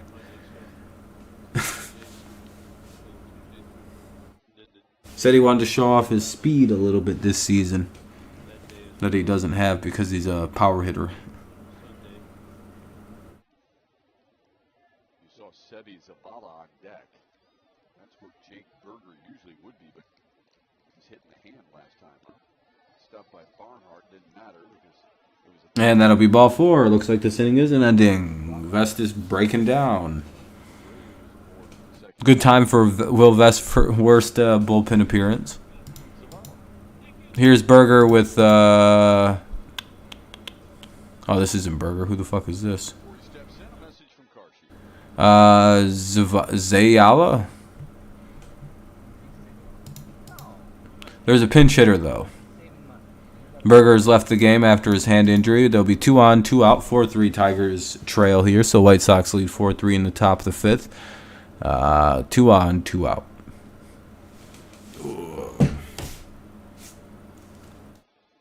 Shit. Sit in the darkness. Already scored 2. Went up by 1. 2 on. 2 down.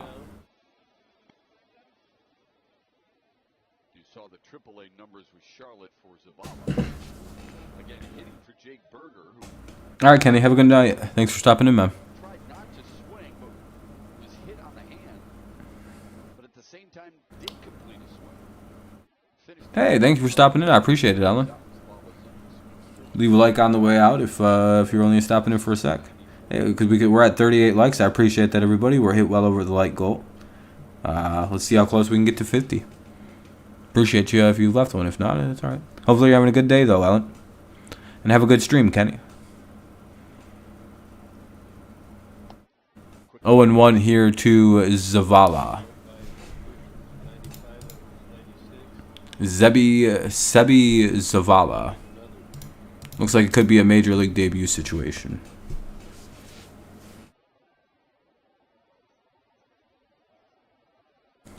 Don't gotta be sweet or anything here, just throw some strikes. And got him. Alright. Got out of the bad inning, but the damage has already been done. The White Sox reclaim the lead. It's 4-3 White Sox heading into the bottom of the 5th. Not the greatest inning for the Tigers. Hopefully they can kind of respond here and get some runs and at least tie it back up. Cabrera, Meadows, and Baez, 3, 4, 5. So this should be the group that should be able to get runs. But, I mean, we've seen what's happened lately. So we'll see if there's anything there out of Cabrera, Meadows, and Baez. We'll see.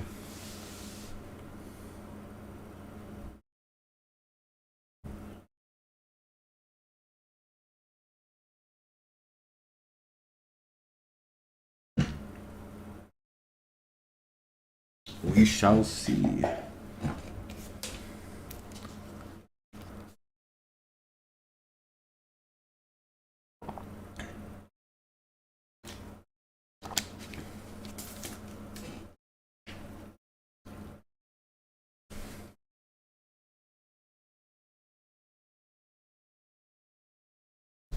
You're hungry, but there's nothing to eat at your house? Oh, that's the worst. You're just like, ugh, everything here is kind of duty.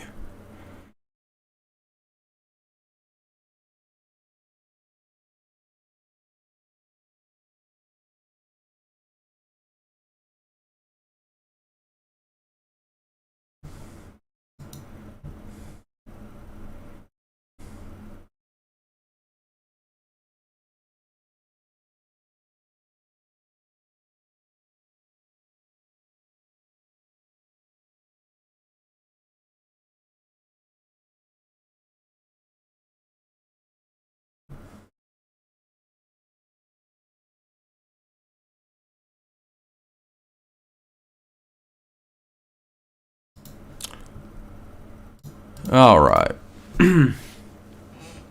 Keep opening up the fridge. Yeah, eventually you'll find something good if you like look hard enough or often enough. Something will materialize out of sheer will. All right, here we go. Oh, ball high. Here's Miguel to lead off the bottom of the 5th. 4-3 White Sox lead, bottom 5th.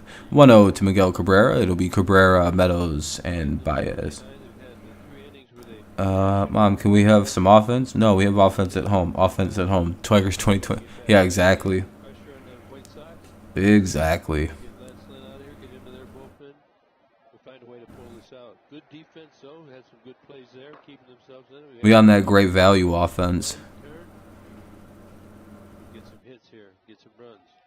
Cabrera pops it up. One of the hardest things hit by the inflation is the Tigers' offense.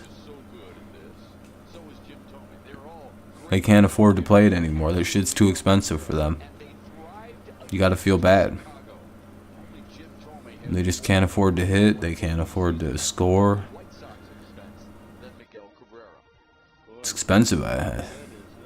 Detroit's in a rough spot economically, so you know it's even tougher for the Tigers. You know, trying to make a joke and it's not landing well, so I'm gonna abandon it. Like the Tigers have abandoned offense. 1-0 to Austin Meadows with 1 away.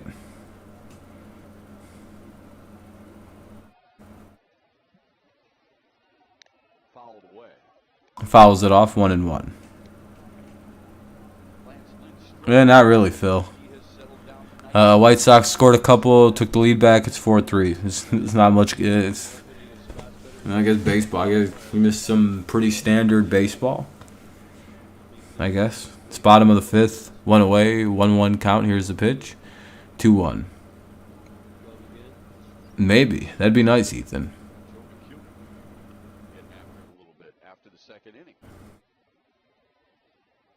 Maybe he was saying, hey, you can start any time. He'll take the credit. He doesn't want to take the blame, though. It's been a strike all day, Austin. You know, you never know. That's why you got to have passion. You got to be who you are. 2-2. Push your teammates, push your coaches. Oh yeah, there's plenty of time, and this game's kind of have some. It's had like a back and forth kind of flow to it, so not really too worried. Full count now to Austin Meadows, 1 away.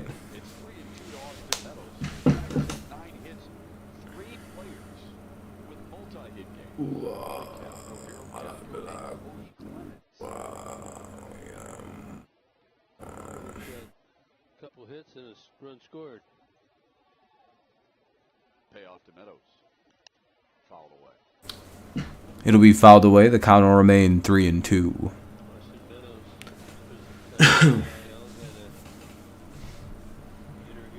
Here we go, Meadows. Here we go. Here we go, Meadows. Here we go.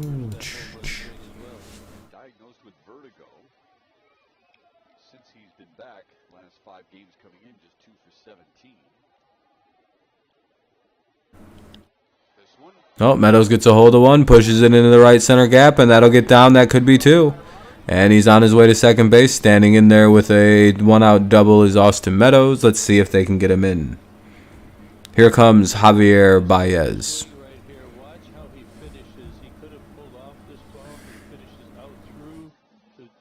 Good piece of 2-strike hitting there. Takes the pitch and drives it into right center. Probably in a lot of other stadiums, that could have been gone. No, actually, that was pretty well short.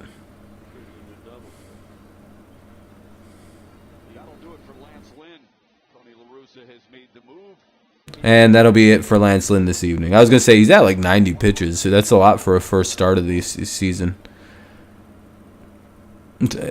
So Lance Lynn will be pulled. They'll bring in Javier Baez. We'll see who the new pitcher is. And, yeah.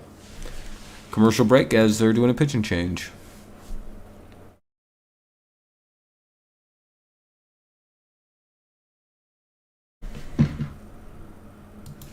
Guess we'll see shortly who they bring in.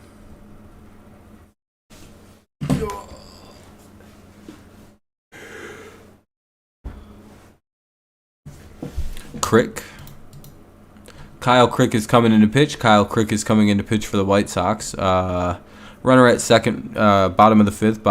Kyle Crick coming into pitch. 1 away in the bottom of the fifth. Runner at second. It's 4-3 White Sox lead. Javier Baez up. No one's pinch hitting. What? No, a new hitter or a new pitcher is coming in.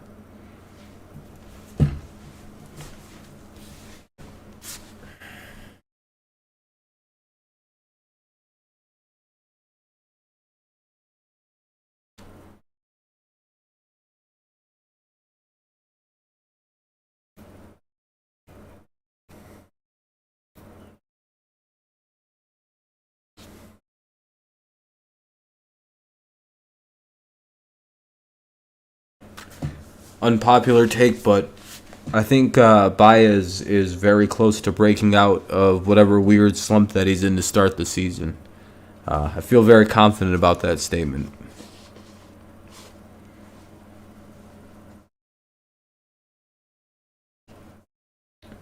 We shall see if my confidence is rewarded or paid poorly here with Baez up now. All right, here's Baez with one on, runners at second, bottom of the fifth against a new pitcher, Kyle Crick.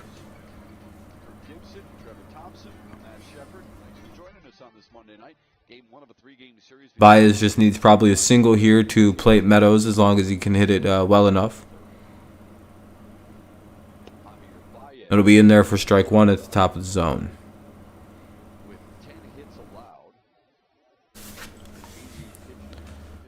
All right, let's see what we do.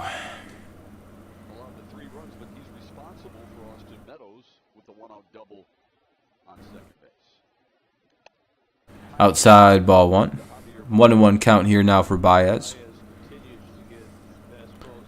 Crick's numbers not bad. 204 average, 1.33 whip, 17 strikeouts, 9 walks. About a 3.14 ERA, not too bad.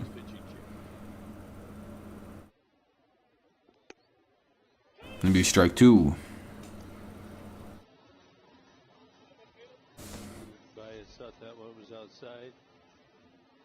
That's been another spot where it's been all game. It's weird that the Tigers, it's just weird that hitters are still surprised he's calling these outside corner pitches, like these outside slot pitches. Anyway, it's 1-2. Here's the pitch. Yeah, never mind. He's still swinging at the outside garbage. All right, never mind on my statement that he's about to turn the corner. Guess he still can't stop swinging at the outside pitch.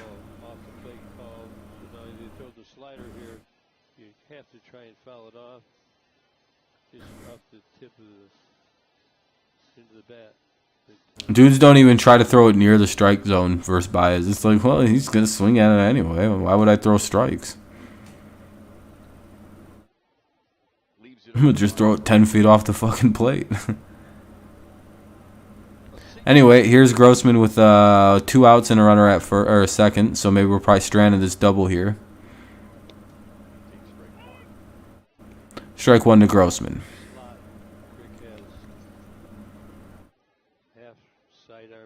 I don't really expect him to do much here except get out, so it was a promising inning. 1-1 now to Grossman.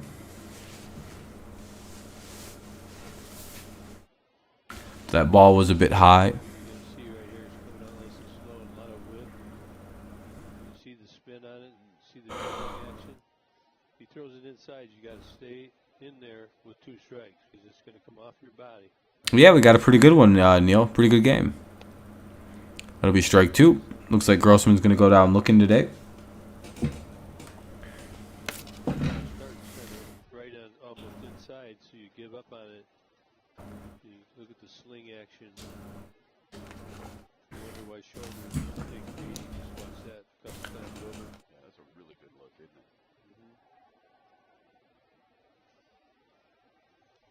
Grounds it foul. Yeah, I'd say this is a pretty important game. At least 1 or 2 of the games in the series are very important to take. What's up, Cards? How's it going? 1-2 count now on Grossman.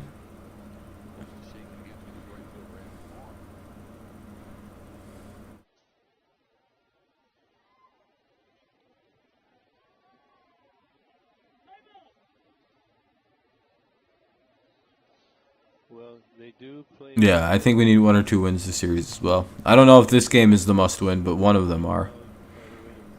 Yeah, that gap into left center is really nice looking, but I highly doubt Robbie Grossman can hit it there.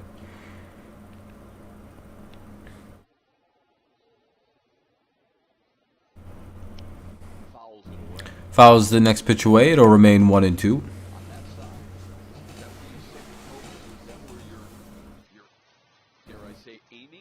Oh no, the other Ethan's here. Now we got double Ethan with the same last names almost.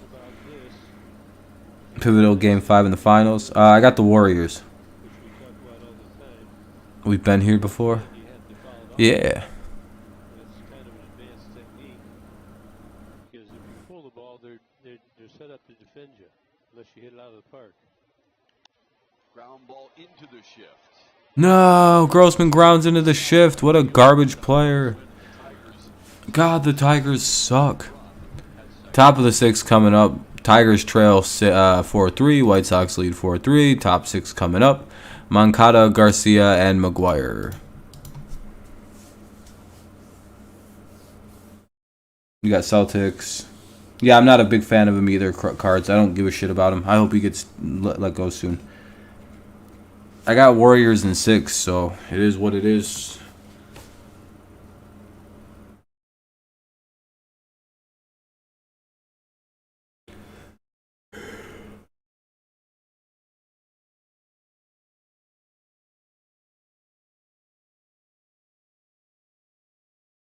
This is Grossman overperformed last year. This is the real Robbie Grossman.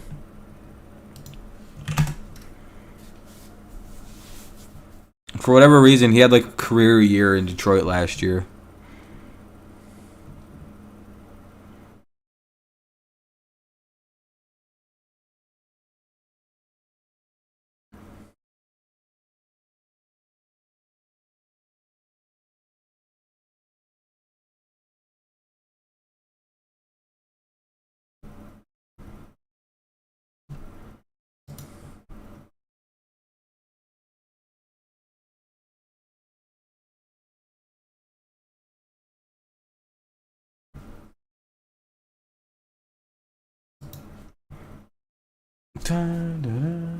Scope, he's just getting a day off. He's been shit at the plate, so they figure like a nice day off for a mental break would be good.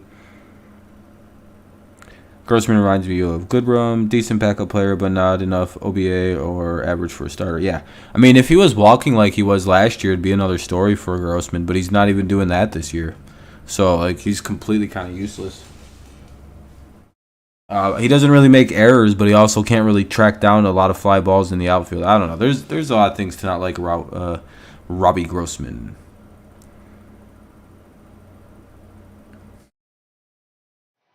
I don't know. Reyes, Hill, either one of those guys. Preferably Reyes. Chafin will come into pitch. It'll be Moncada, Garcia, and McGuire here in the top of the 6th. Chafin into pitch. 4-3 White Sox lead. Wish him all the best with whatever he's going through, but for now, the Tigers will be without what seemed to be a healing Eduardo Rodriguez, Matt. Yeah, stunning news, huh, Trev? I think that caught everybody by surprise, didn't it? Totally by surprise, and the thing is, he looked good to go, and when we were in Pittsburgh, at least AJ said all the reports were good, his arm felt good, and he threw 4 scoreless with 9 punch-outs the other day, so everything seemed set for him to come back, but he's not ready for whatever reason. Yeah, I remember talking to him in New York. Yeah, Reyes has the day off today too, which is kind of stupid. I'd like to see him playing, but I think they're trying to ease him back into playing more, so they don't hurt him again.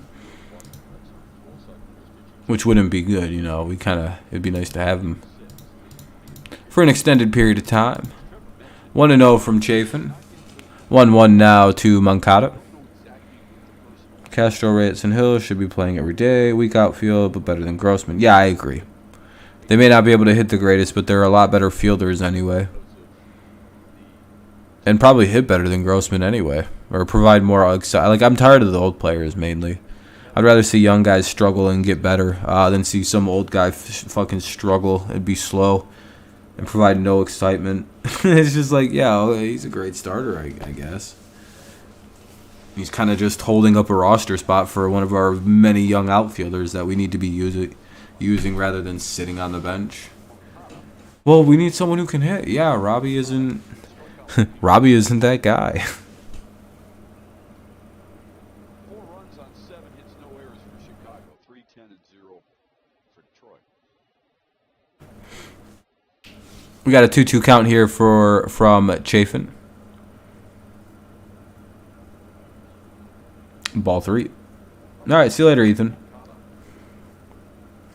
Have a good night, man. Thanks for stopping in.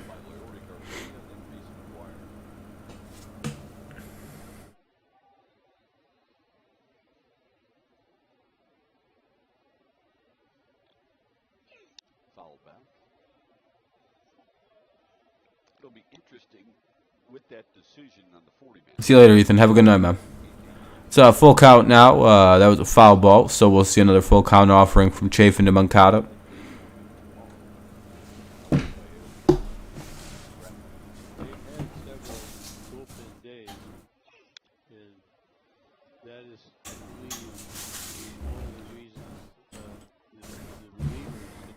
There we go. Now you can see. Do you see it? Do you see it?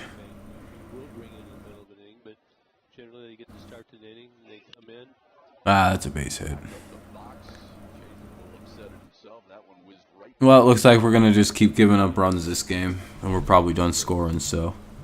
Anyway, they get an inning in, and it builds their confidence. And here's a rocket. That's getting there pretty quick. And of course, we've got it in slow motion. True. When a team is young, I'd rather see the young guys get some at bats. Scope should be sitting. Yeah, I mean trade him anyway.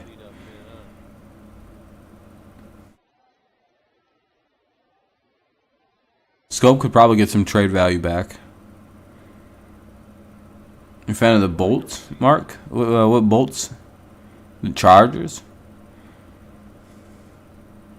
Here's Garcia with one on and nobody out. Top 6. Chafin throws over to first. I don't really know why he did that, but okay.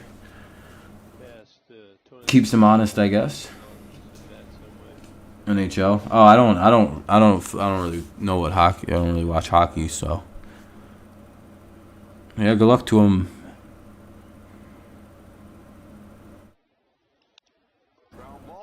Another hit, and this is gonna get ugly. Ugh.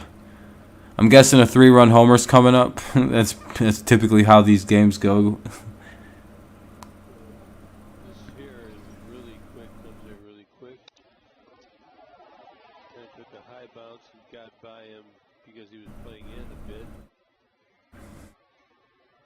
That's slow motion now. Looks like it hit the infield and bounced a little bit away. Uh-oh. 2 on, nobody out. Top of the 6. Tigers need a double play. For the 3-peat, Tigers need Trammell back. Tigers need a lot of help. They need, I don't know what they need. He might help, though. You might be right at this point. Yeah, I knew at least that the Lightning were going to win 3 in a row. I know that at least. On some dynasty shit. In quickly, he breaks early and comes right in there and puts the pressure on. Garcia's, I don't think Garcia's batting anymore. McGuire's shown bunt. Frank Thomas, probably clean. He's what, fucking like 90 foot tall? Need to learn how to hit? I would say so, Reg. Or Reg, maybe. But no, Thomas was kind of just the absolute unit, so it's kind of... and Chafin just threw the ball into left field like a complete idiot. That's going to get 2 in. It's 6-3. Great fielding by Andrew Chafin there. Jesus Christ. Ned, or Reg. Fair enough. Never know. That was a bunt double, basically. That was pretty sad. I wish he took us out at first. Nothing Harold could do right there. No, Tigers are down 6-3. I think you misheard me. Tigers are down 6-3. Because you put pressure on the defense, things like this could happen. Chicago gets a couple of runs. Should go and heckle LaRussa. Yeah, he'd get pissed off. It'd be funny.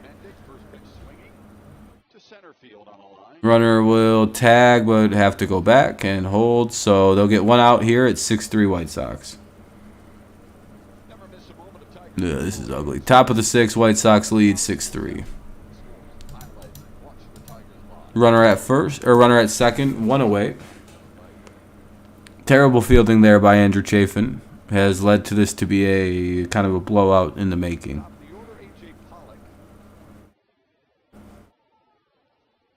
Good night for him. And a good season series against the Tigers. What's up, Daniel?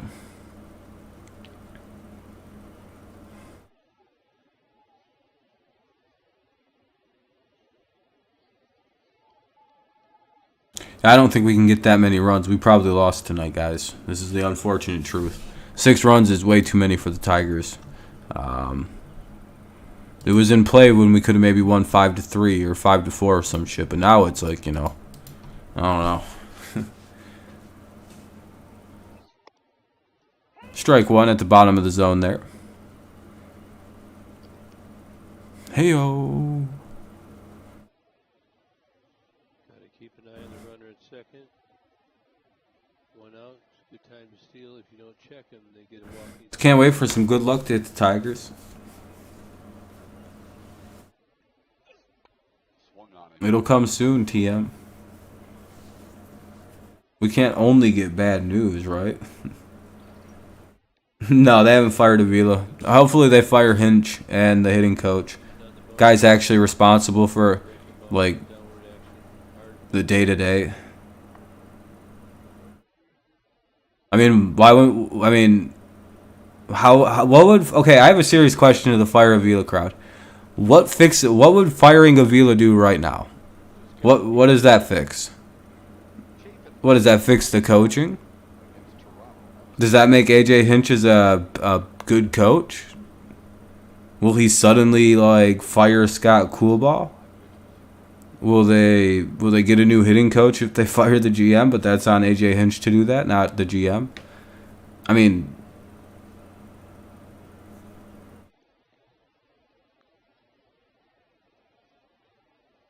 yeah, I mean it was, and then 17 of the players got injured. Is that really his fault, Mark?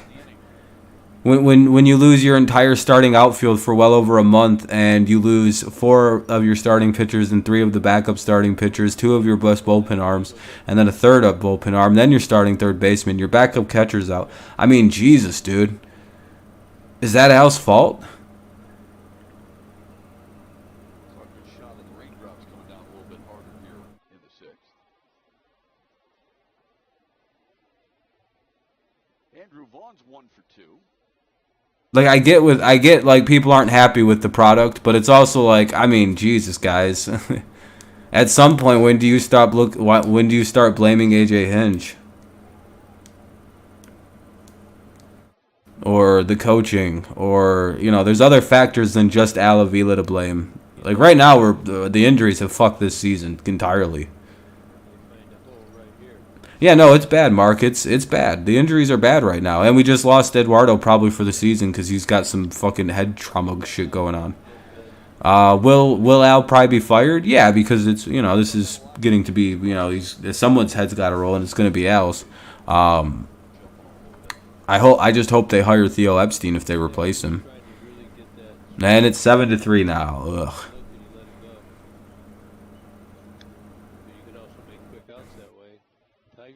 Yeah, I'm just not as harsh as everybody on the GM.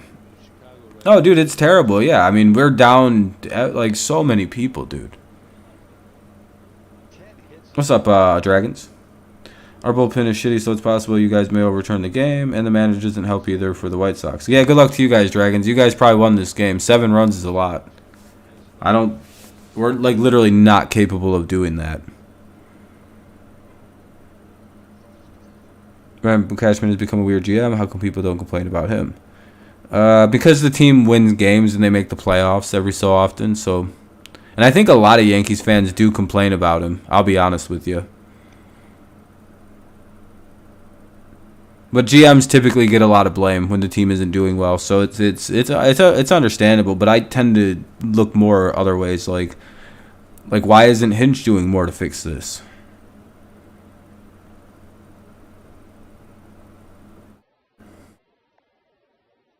Like, I mean, Hinch is more directly responsible for the product on the field right now than Al Avila is. But I think the fans are afraid to be like, what the fuck are you doing, AJ? And start fucking going after him because he might leave. Over the Astros and Yankees? Not really, Mark, but it's not impossible. I guess the Astros or Yankees could get hurt or some weird shit, but Tigers get out of the inning with the strikeout, not before more damage is done. They're down 7-3. This is probably GG's to the White Sox.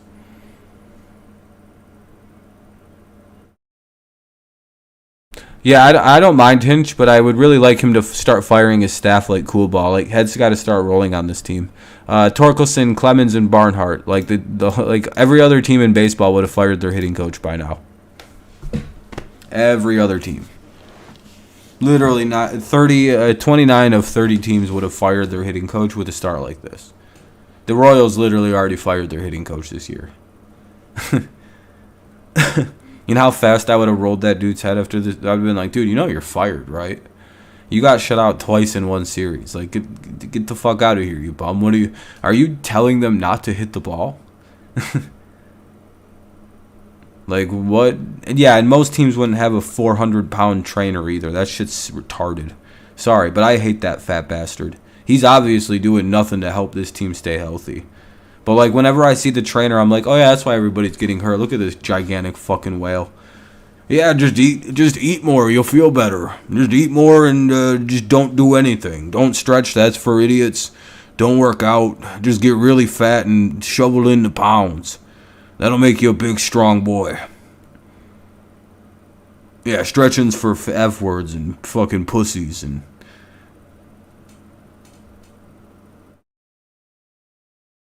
When the Tigers are down, always bazookies. That's their fat ass stupid trainer's logic. God, he sucks. I hate bad trainers, and he's obviously one of them because he's fucking fat as shit and bald. Can't take care of himself, and he's trying to make sure these guys stay healthy, and it's failing miserably. Pretty much ruined a season because of his chubby ass.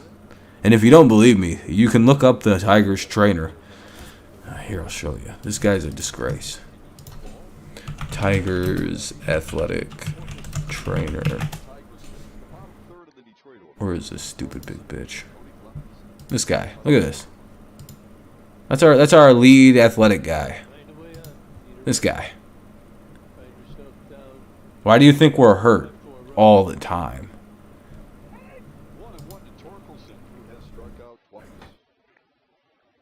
That's the guy that's in charge of our players' health and safety and shit.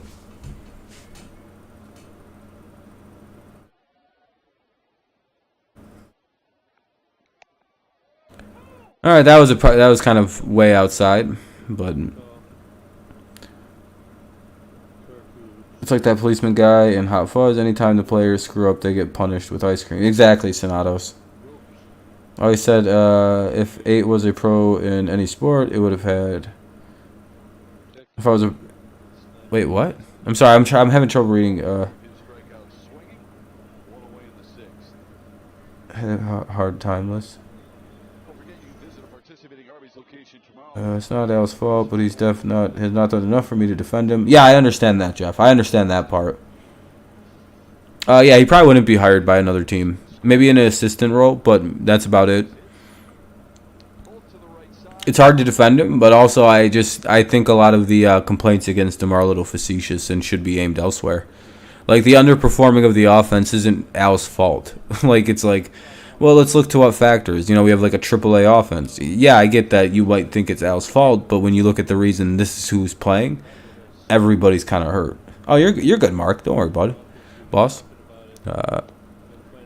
One away though in the bottom of the 6th. Like like they can't hit. That's literally on the coaching. Like, we praise Chris Federer for his ability to pitch and make pitching better, right? Like, but why are I don't understand how nobody's praising Al Avila for the pitching staff. Have you noticed that? They're praising the pitching coach. Do you see where there's a weird disconnect there? Like, why are you blaming the lack of hitting and lack of offense on Al Avila when you give all the credit to the pitching coach? How does where's the do you see where I'm having trouble correlating? Like wait, isn't Al then to be given credit for the good pitching if he's to blame for the bad hitting? I don't understand. What are we doing? What's the consistency here? Where's the consistency in the criticism? Everyone's like, oh, Chris Fetter's so great. Chris Fetter's so great. I say, Alavila, thank you for all the pitching you've given us. This genius pitching gatherer. It's crazy. Like second best bullpen in baseball thanks to Alavila. On your guys' consistency anyway. You know what? What's up, Curtis? What's up, Sean? Yeah, I don't disagree with you anymore, Sean. I don't know what they need to do with him. He could maybe use a month or a week or so down in AAA. Get his eye right or something. 3-2 now on Clemens. But, like, you know what I mean? I just don't know where the consistency is. Like, it's like we blame the bad hitting and the injuries on Alavila, but with the pitching, it's all the praise to Chris Fetter. I get a little... Oh, I think Cody almost just hit a home run, but he hit it foul. Damn, he went foul with it. He almost just hit his first career home run. He fucking smashed that baseball.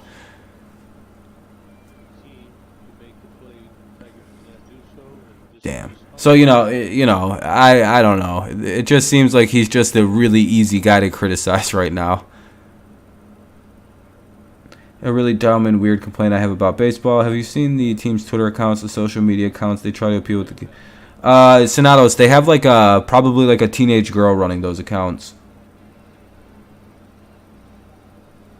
They probably have some intern social media who's like a 19-year-old girl who running. Yeah, it is what it is. I mean, they know how to get the best engagement on social media, so let them... It's fucking gay, but it is what it is. Yeah, same here, Cards. He's got 2 hits and a walk today. He's having a great little afternoon. Almost just smashed his first home run, but it went just foul. Here's Barnhart now with 1 on and 1 out in the bottom of the 6th. Tigers trail by a lot at 7-3 White Sox.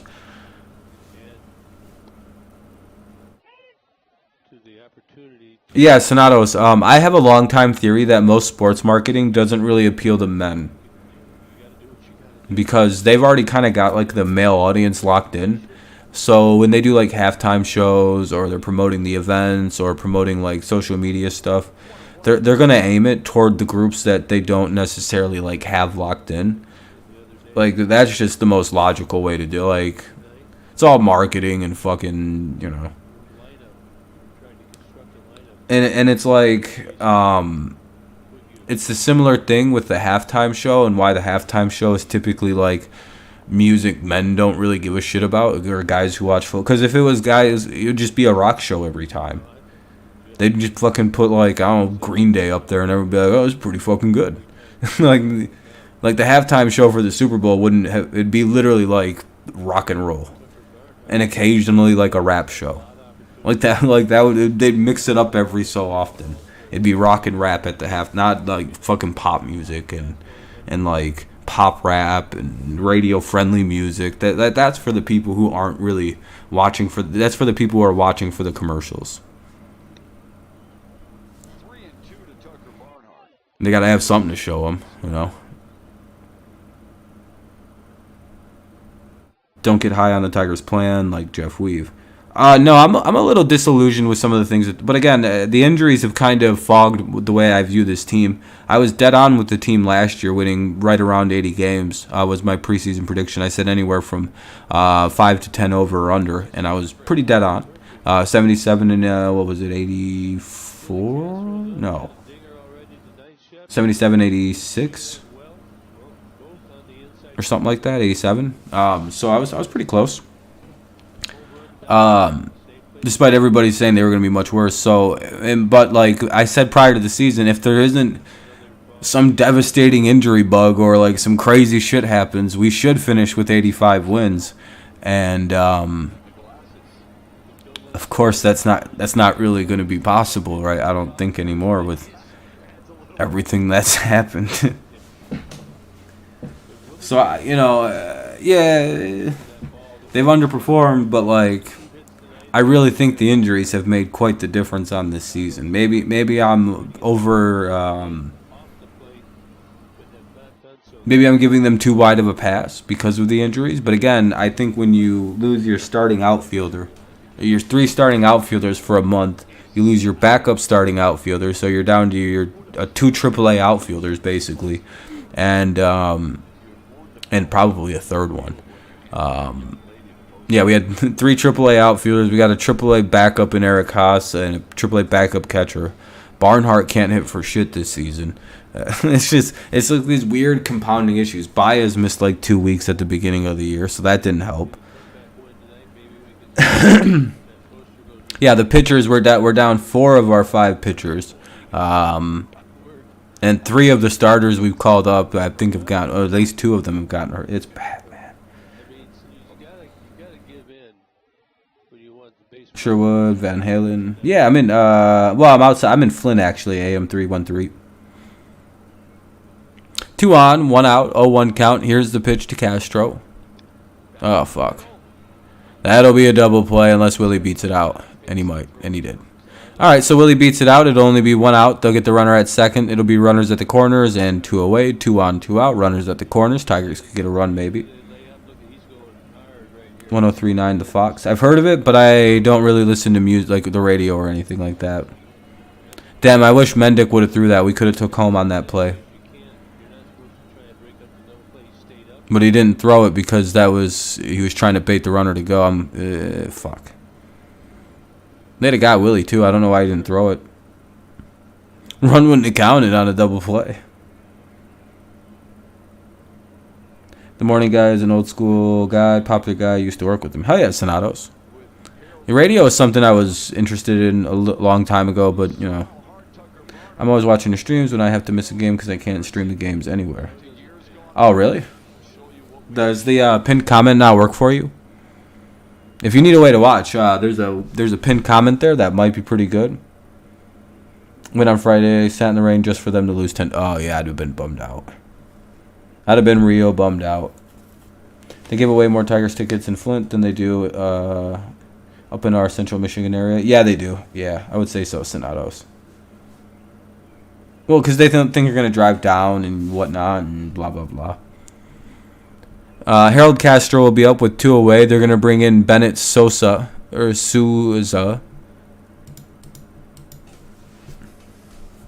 appreciate you, Mark. Thanks for the subscribe and the thumbs up. I appreciate you, man. Very, very kind. Very kind. Helps the channel out. We're up to 48 likes. We might even hit 50 this stream. That's pretty crazy. Appreciate that. But yeah, Sonatos, it's up north Michigan people kind of get the short end of the stick with like cool shit.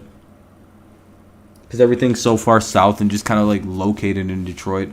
Unless you like minor league baseball and like college sports or this random shit. Or am I far behind?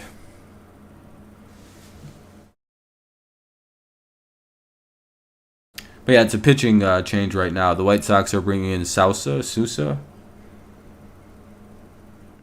Not really certain on the out. Yeah, it's it's been a long year for the Tigers, Mark.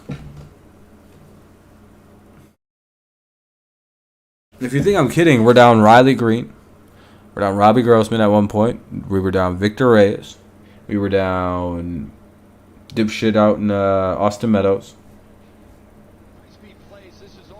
Green is expected to be our starting center fielder, so got a new place in Bay City, and I'm a little worried about the people in my building, but we'll survive.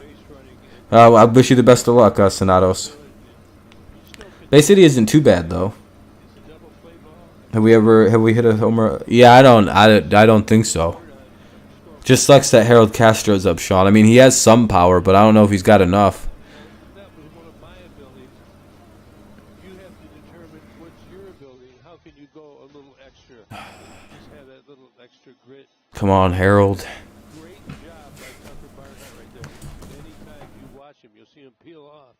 But in there hard, definitely deterred the throw from Danny Minton. And the Tigers had first and third, 2 outs. The chance for Harold Castro to do some justice here tonight. Harold's got that clutch in him too. It can be, but a lot of the people in Michigan are just out there.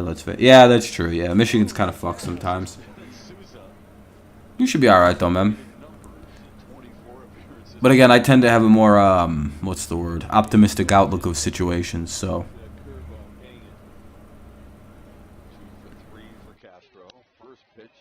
Man, this game's taking a minute.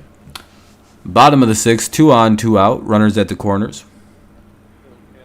likes that ball inside. Talked to him the other day in the clubhouse. He's very good at keeping that bat tight to his body and getting that pitch. This might be one of them games I quit watching in the bottom of the 7th because of the score situation. My next door neighbor seems nice, but wow, what a character! I found that out in 5 minutes. I'm a character too, but we try to save that for a lot later than 5 minutes. Oh, they're an interesting person. Come on, Harold. Little base hit scores a run, keeps us in the game. Gives a chance for Miggy to come up and tie it if he singles in the run here. I'm guessing he pokes this somehow into left field and for like a miracle hit and we score a run. Please. Oh, fuck. Oh, they have no play. Hurrah! Spotify, I think, is the way to go. Oh, like for music and stuff. Yeah, I don't really listen to music though. Not me. I'm built different. My favorite artist is Weird Al Yankovic. I was so excited when we got Bias instead of Carlos Correa. Yeah, same here. And now, yeah, exactly. Now, looks like we should have signed Trevor Story. We all said we don't want Story. My thought process was anybody but Trevor Story, and now I look like the biggest idiot ever.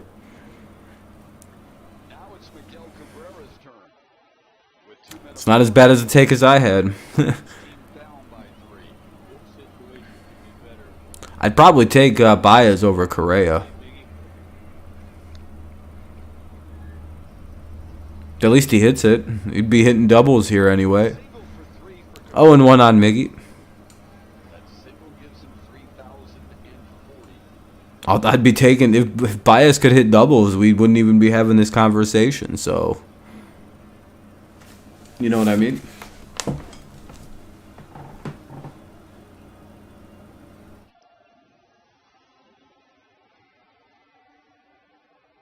Boy, look at left center. Nice gap there. See a triple move.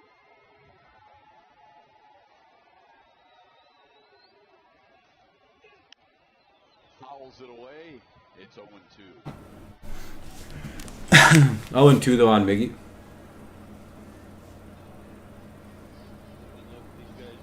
It would have been cooler if he leaned more into being a villain, though. The only person who was a bigger jerk than guys like Hinch and Bregman during this Astros scandal, you guys did Correa. I hear Correa hasn't exactly lived up to his contract either. Yeah, if I was a Twins fan, I wouldn't be that happy either. Come on, Miggy. Base hit now. And Miggy hits it the other way and picks up a single. That'll get the run in as we got a fast guy running in Willie Castro. He scores, and the runner gets to third. It'll be first and third with 2 away. It's 7-5 Tigers. White Sox. Yeah, I know. There's certain guys that can play the villain really well in baseball. Manny Machado does it really well. A lot of the Yankees players really play the villain well. They teach that in New York Yankees spring training. Did you know that? How to play a shitlord. Fernando Tatis can play the bad guy really well if he wants to. A lot of the Dodgers are good at it. Yeah, but Correa he isn't that guy. They're all basically as innocent as fucking Altuve. Poor little Altuve. He was treated like the real villain of the story. And I really like that. Everybody just shitted on Altuve for no reason. I was like, good, fuck that guy. He seems annoying. He was that kid in Little League that clapped all the time really loudly. That's what every Astros player was. The fucking, that annoying clapping kid. When you play Little League or high school baseball, they're just like... But they have, skills, so it's this obnoxious bullshit behavior that you can't really do anything about.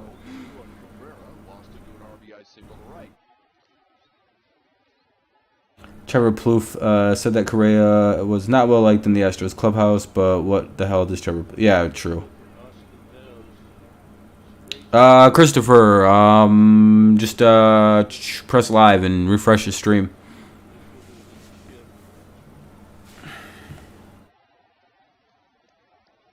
Let me type something.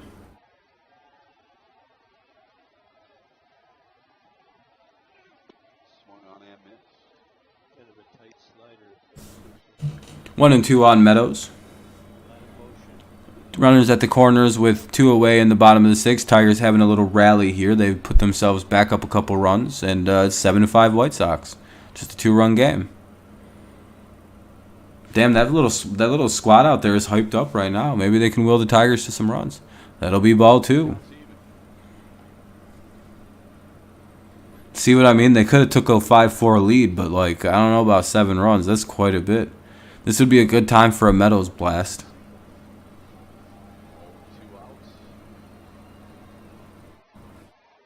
Imagine this dude just claps it. 3-2, good take.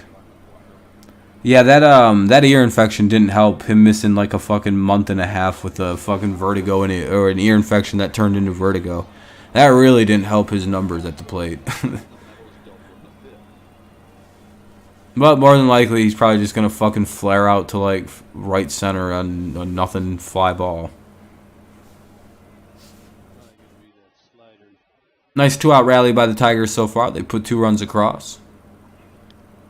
And there's nothing there.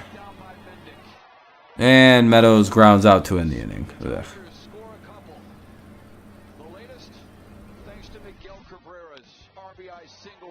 The last 2 workhorse pitcher, not Max, the late great Roy Halladay.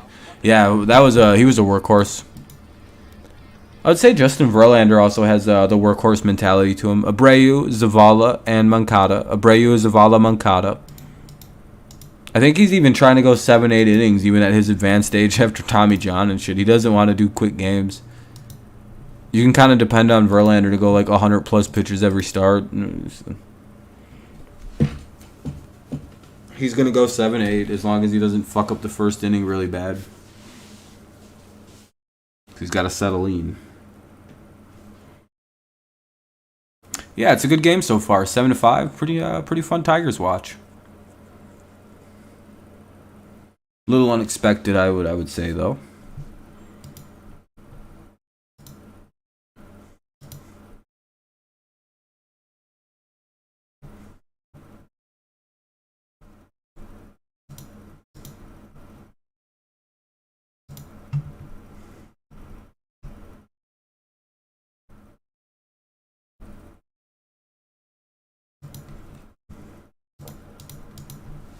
All right, Foley will come into pitch for the Tigers. Yeah. Oh, Roger Clemens. Okay. Clemens was a workhorse too. Doing good, Lewis. How you doing today? You're gonna have a meeting this week, Lewis? Oh, at work to kind of discuss all the stuff. That's good, at least. Maybe that's good. That's good. I'm glad to hear you guys are gonna be able to fix a few things. But Abreu, Zavala, Moncada. Here in the top of the 7th, it's 7-5 White Sox, close game. I mean, both guys were workhorses, though. Clemens, Halladay, Verlander. We come in right now with a rough season, so I think we need to do a better job offensively and starting win more games. Key grande, you gotta go out there and get better at bats and sweet art pitches, and that's it. Go out there and do something. Miguel Cabrera talking just yesterday after the loss to Toronto, talking about keep grinding. Well, they have done that here tonight. They are grinding their way back into it. Yeah, that's true. He didn't use steroids. That's a very good point. That's a very good point. Yeah, Cabrera doesn't like being interviewed when he loses. He really hates losing. If they would have won and he'd have been in a really, really good mood in that, you gotta, I mean, by now, Sonatos, that dude fucking hates losing, so.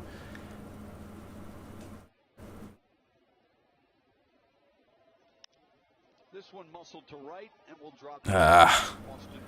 And the White Sox get a leadoff single to Abreu. I guess that's probably not the worst thing Abreu could do to a baseball against you, so I'll take it. If that's all he's gonna do, sure.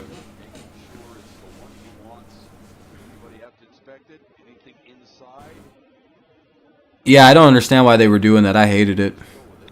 Sonatos. I never could hear that, but I did that to my bats. That's why I don't really like baseball media. I never really fuck with it. I assume it's just as stupid as NFL media. Just as bad, just as biased, just as lazy and hot takey as it could be. Yeah, I just don't want to mess with the entirety of sports media for the most part anymore. It's all hot takes and dumb shit. Zavala came in as a pinch hitter for Jake Berger, who was injured in the fourth, and promptly struck out against Will Vest. Foley is the fourth Tigers pitcher tonight. Third up the bullpen. Ronnie Garcia started and lasted 4 innings. This one's lifted to center field. Good play by Castro. 1 away. Runner's going to tag, but have to go back as the ball got in there a little quicker than he thought it would. 1 away. Runner at first. 1 out. So I heard Tim Anderson got a side piece pregnant. He messed up. Been reading that on Twitter all over the place. That he maybe got his that he got one of his side pieces impregnated. What guy in Cleveland?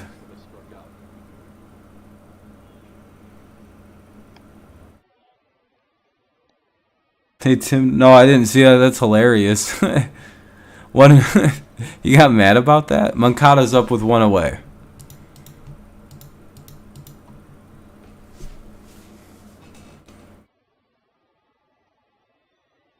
Oh, I'll definitely look it up after the game. That's hilarious, dude. 1-1 count. They'll call that a strike. No, he's out on injury with the groin thing. He's like, I think he starts a rehab assignment in the next couple days. I think he's like legitimately injured, but that's just very funny. That's a very successful heckling, yeah. It's a hilarious exchange. Hey Tim, nice. It's like the nicest like heckle he could get, and Tim just went, "Fuck you." That's why it's so much funnier, I think, is because Tim just got like the nicest, like softest heckle, and he was like fucking pissed off about it. It's like, it's not that serious, dude. What are you so mad about? That was like a very modest, like polite jeer from an athlete or from a fan. Didn't even swear at the guy. Just said, "Hey, nice hit, buddy."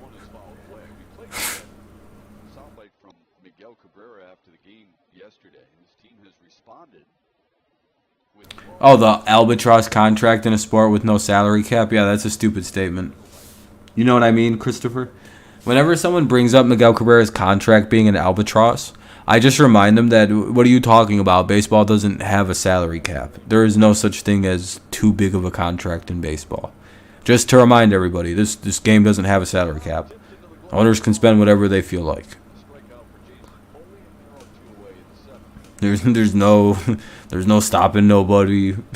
That contract isn't crippling us in any direction. Never has been. The problem is when you have like 7 contracts like Miguel Cabrera's, you have to decide which one you're gonna keep when you're trying to redo things, because your old GM ran every fucking prospect you had out of town. You know, just gave them away for randoms that weren't that good.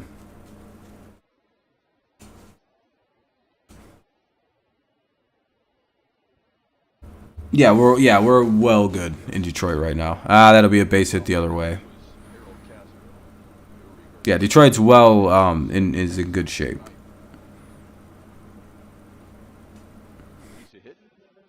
They could afford 3 or 4 really good like veteran players right now, so I'm not really worried.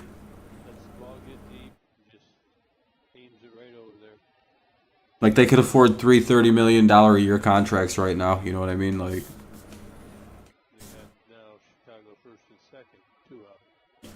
It's like, who are they handcuffed to? Who is Miggy stopping us from signing? We can afford 3 $30 million a season contracts right now, and still be under the goddamn cap. So I really don't get the Miguel Cabrera hand wringing thing. 0-1. You know, just because of that, you know, like it's like maybe if we couldn't sign someone to a big deal, it'd be a big deal. But like when you can sign 300 million dollar or 10-year $300 million contracts in one off season if you wanted to, and still be under the cap, who gives a fuck about what a player who's retiring in a year or two is making? That you're gonna. By the way, if they were to cut him, because really I don't think anyone's gonna trade for Miggy. If they cut him, they still have to pay him. I feel like a lot of these sports writers also forget that in baseball, if he retires or gets cut or just unless we trade him, we have to pay his contract still. And they get the strikeout, or no, it's 1 and 2 now. Yeah, he'll get there. He'll get there. Sonatos, that's what I mean. There's no reason to spend that money. I'm just saying though, like, oh, you're agreeing with me. Yeah, Sonatos, you're agreeing with me. It's like it's not like there's like an immediate thing the Tigers need to go get for fucking $100 million a season. Yeah, I mean, we're paying for Miggy's. We're paying on the back end. This is back end payments on a very good front end just whatever. I don't even pay attention to shit like that. It's just kind of like nonsense to me almost. All right, the score remains 7-5. Tigers don't let any more runs across, which is good. They keep the momentum sort of on their side a little bit. It'll be Baez, Grossman, and Torkelson. I don't know if we'll score anything. But it'll be Baez, Grossman, and Torkelson here in the bottom half of the inning. Oh, shit, wrong game.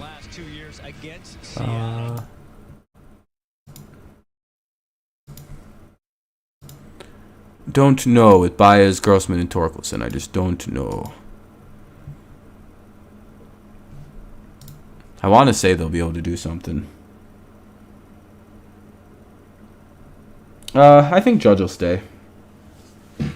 I think the Yankees are going to be handcuffed into keeping him around. I mean, he's going to want every bit of like $400 million over 10 years now, if he wins MVP especially.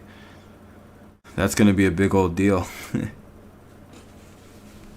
Yankees maybe let him walk because they don't want to. I don't think they want to do the 10 years. Maybe.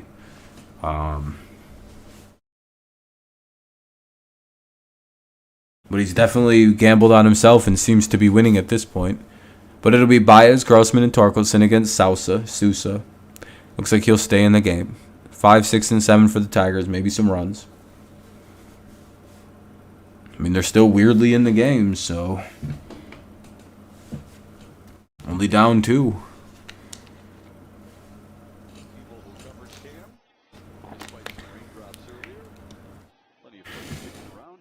All right. I believe. From Shrek. When Donkey's doing that or singing along with that. Yeah, that's funny. I like the donkey in the Shrek movie. Hey. I think I was mentally retarded. My favorite character is the dragon. It goes, Ka.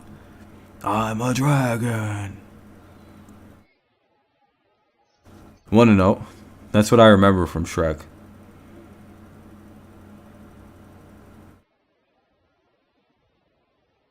I don't think that happened one time. 1-1 now as Baez fouls the pitch away. Just let him win. Just a little win. Yeah, let's just let him win.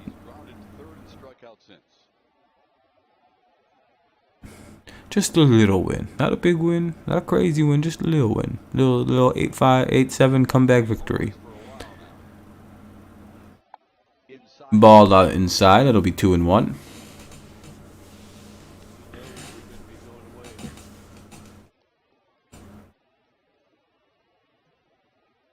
Sometimes you can take a step closer to the plate, try and be able to reach it. Not many hitters can accomplish that. 3-1 now to Baez on a pitch way outside. Baez leads it off here in the bottom of the 7th. It'll be Baez, Grossman, and Torkelson.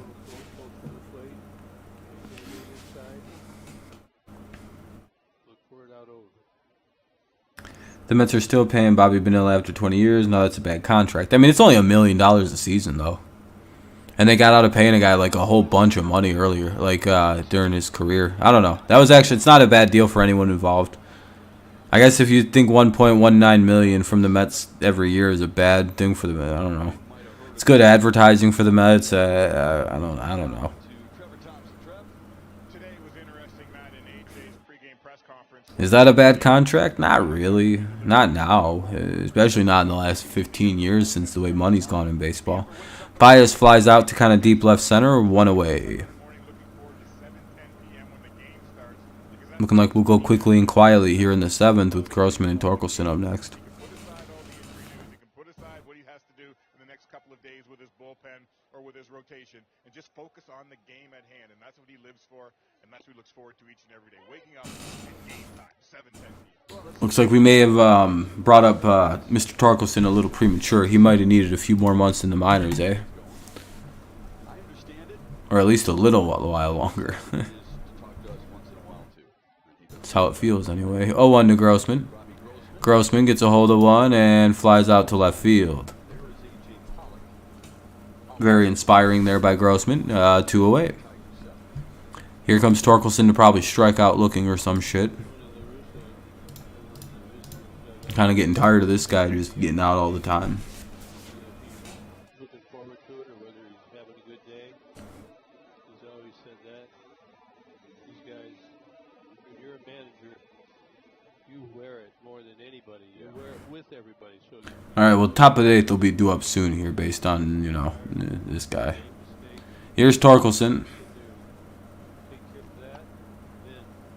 That'll be called ball 1. Oh, wow, he's going down looking. It looks like this at bat. This is going to be awful. Hope I'm wrong. It is. It's a really challenging job. But they love it, they know it, and they embrace it. 1-1. Yeah, this isn't going to end well. Maybe he needs to go. I mean, Mike Trout had to go down, didn't he? I mean, it's not the end of the world. Angels sent old Mike Trout down when he was a rookie. Dude was fucking doo-doo for a while. Almost a similar thing to what's going on with Torkelson almost. So maybe they do need to send that dude down. 2-1. Didn't hurt Trout. Doesn't hurt a lot of guys sometimes. You never know. ideally, you try and flush it. You try and get it or categorize the importance. But as the season goes on, He like raked, but yeah, but he got sent down eventually because he just suddenly stopped. It was kind of like Torque. Torque wasn't too bad when everything kicked off for like the first couple weeks.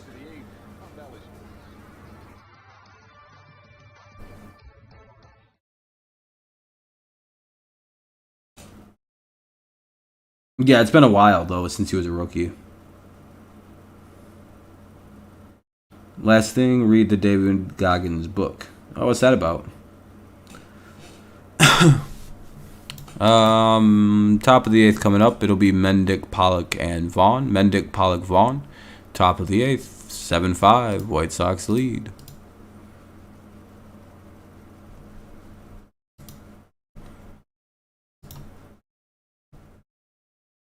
Again, I'm just saying, I don't think it'd be the worst thing if he got sent down at this point. It's helped a lot of people out in the past.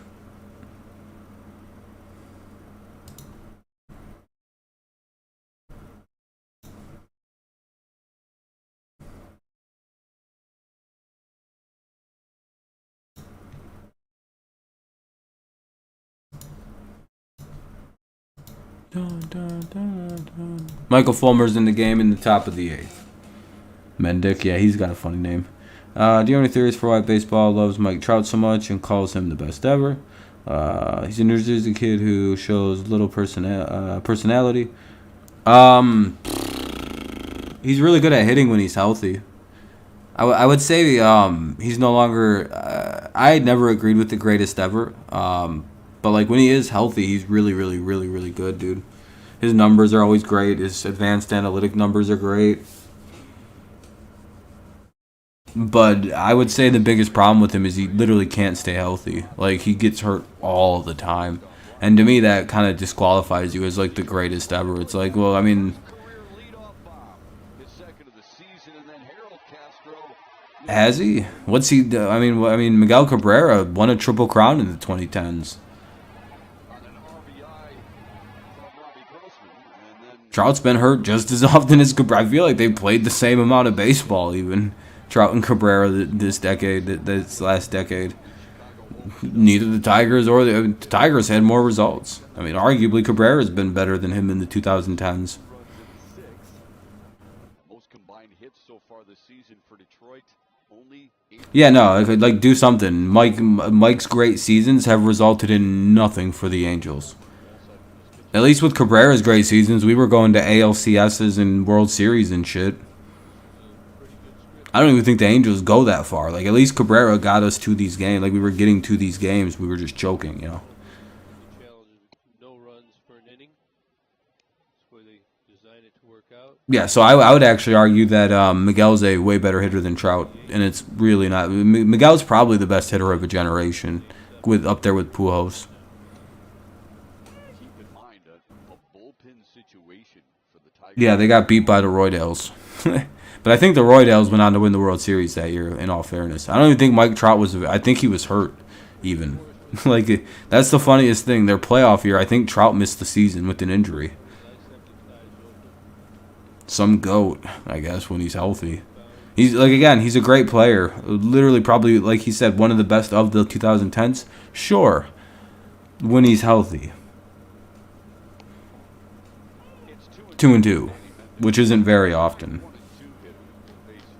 I'm sorry, I don't speak Spanish, my friend Jesus. Yeah, Jeff, because he's always hurt. When Trout gets to the playoffs again, he's going to realize, oh crap, this is hard. Playing baseball this late in the year, you have to be seasoned. And you have to be healthy, and he never is. He's always banged up. 1 away now. All right, leadoff guy grounds out, so they'll get the number 9 hitter get out. Here's the top of the order. Pollock. Yeah, because the Angels suck, and, you know. His great numbers do nothing to help the Angels. Especially because he's always hurt.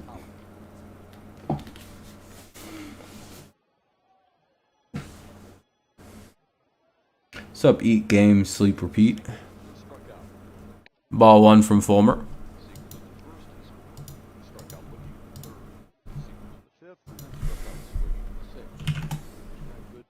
Yeah, I mean, Trout, again, I'm not trying to say anything bad about him. He's literally one of the greater players of a generation. It's just he's always hurt to me. So it's hard to, like, get behind the guy. And be like, oh, yeah, he's the GOAT. It's like, yeah, I'd take Miggy over Trout every day of the week, 3 times a week, or 7 days a week, 24 hours in those days. What's up, highlights? How's it going, my friend? How's the Tigers doing? They're down 7-5. Could be 8-5. Nope, fly out. 2 away. 7-5 still. Yeah, Sonatos, I'm not the biggest fan either, but it does seem to have some merit to it as a statistic. Again, I'm not big on the advanced analytics, all of them either. I think some of them are fucking stupid. In the season? Oh, mediocre, but not bad with considering all, like, the injuries. I'm doing good, though. I'm doing good, man. Glad to hear you're doing well yourself. Pretty mediocre. They're, what, 24 and 35? But, again, when you consider all the injuries, it's not that bad. It's not the greatest, but, again, for all that's happened, we should be a lot worse.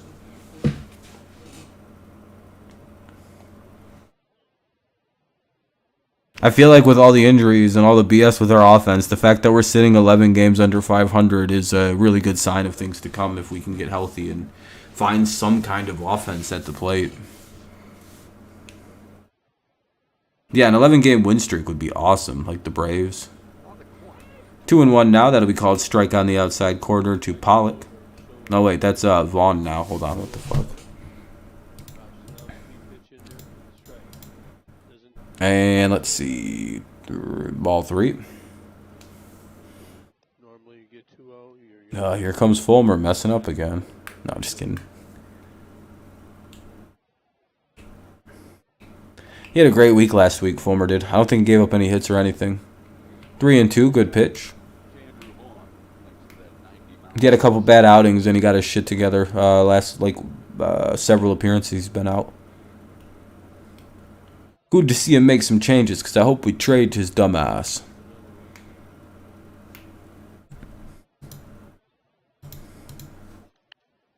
Because Michael Fulmer right now could get us actually something really nice in return from a team like the White Sox or Red Sox.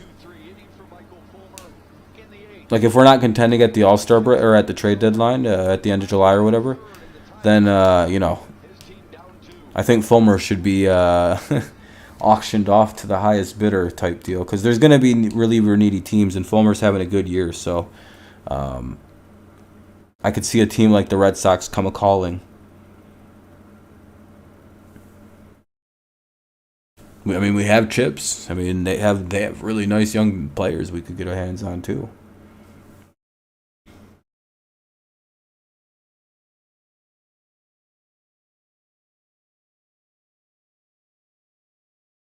And then the Braves go on a tear right after. I called it, and this happens every year to the Mets. Yeah, I don't know. Poor Mets fans, man. They probably are getting sick. They're seeing it. They start off like the best team, like in the division. Then suddenly, like something happens. They don't play as well. A new ALS team rises up, and then it's like the Nationals, the Mets, the Phillies, just some random shitlord team in the maybe the Marlins sometimes will fuck them up. Yeah, I know, it's annoying. Mets fans are annoying. They know their history. They know they shouldn't be doing that. I think Mets fans forgot their history of being like the most cursed team in baseball. So you guys know you are cursed, right? Banks is in to pitch here in the bottom of the 8th. Banks to pitch the bottom of the 8th. It'll be Clemens, Barnhart, and Castro. 8, 9, and 1 for the Tigers in the bottom of the 8th. My favorite team highlights? It's the Tigers. Who's your favorite team? Tigers trail by 2 in the bottom of the 8th. They try to get some runs here. They should have number 1 in 86. Yeah, Bill Buckner fucked everything. Brewers. You guys have had a rough run lately. What happened? Injuries get you? Cody Clemens has had a memorable night. His first hit at the major league level came in the 2nd, and he scored a run as well. Because you guys were coasting, then you guys just suddenly collapsed. And was Cubs, but they aren't doing so great this year. I feel you on that. Yeah, Cubs have... Yeah, I wouldn't be a Cubs fan after yesterday. I'd quit. If y'all live in Indiana, Ohio, and Michigan, be safe tonight. Huge storms coming our way. Yeah, I know, Alan. It sucks. They should be starting pretty soon, too, in Michigan. They're probably starting on the West Coast, making their way east. So I believe they're already in Wisconsin and shit like that. Out in Milwaukee over the Michigan, Lake Michigan. Brewers can't win meaningful playoff games. It's sad because they could coast during the season. The Brewers and there's another team. Oh, Sculp's pinch hitting for Clemens, and he grounds out. 1 away. There was a tornado in northern Michigan a month ago that was wild. Are you talking about the Hancock one? Or Gaylord or whatever? The Yankees are doing good. Yeah, they're doing great this year. I've already had the storm through Albion. Oh, it's already come through. It's moving quick then. Grand Rapids area. Uh-oh. Yeah, they're making their way slowly coming.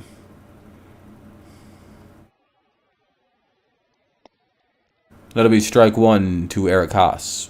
Pinch hitting for Castro. Or for Barnhart.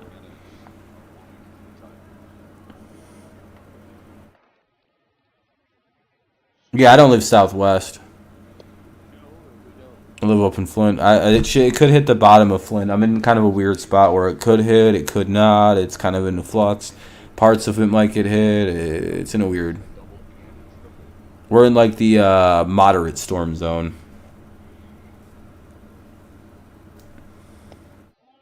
That'll be called ball 1. It's a 1-1 count now to Eric Haas. Or a 1-2 count to Eric Haas.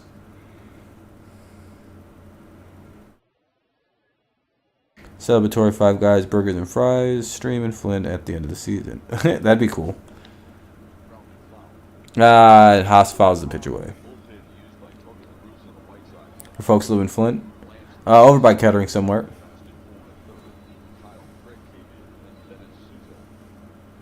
Yeah, there's one in Mount Pleasant. I like that one. I go there whenever I'm feeling a burger and fries and shit. Maybe a shake too. I'm like, I'll get a burger and a shake. That sounds delicious.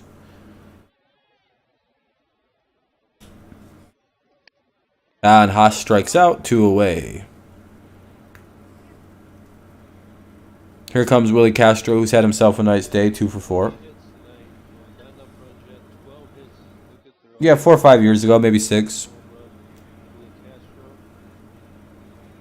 So it was between 4 and 6 years. I can't remember exactly. It was like right when I was finishing college they opened up. Let's finish it up. AJ Hinch is trying to do everything that he knows. Castro, deep left field. Back goes Pollock. You hung around Deerfield? Okay. They do have a Olive Garden. His right shoulder was Castro flies out to deep left field, just misses hitting his second homer of the evening. 7-5, top of the ninth coming up. White Sox lead 7-5, top 9. Tigers do not do anything that inning. That wasn't great. It'll be Robert Abreu and Zavala. Robert Abreu and Zavala in the top of the ninth. 7-5. Here it's not that great around there these days. What, Mount Pleasant?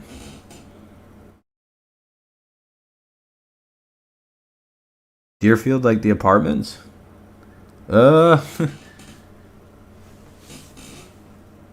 Like the street? Or like the apartments? Or like, is there a city called Deerfield?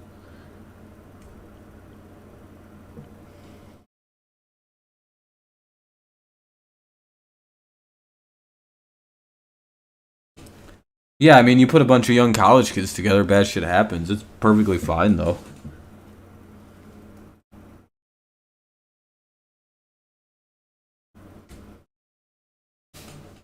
And the person wasn't even from the Mount Pleasant area. They came up and were being idiots from out of town. Yeah, almost, Sean. I know that was Willie's. I'm not mad at Willie. He's trying tonight. I mean, the team's trying. They just 7 run. The pitching kind of fucked up tonight. It's not really on the hitting today. Hitters are like, we scored 5 runs. That's the best we could fucking do.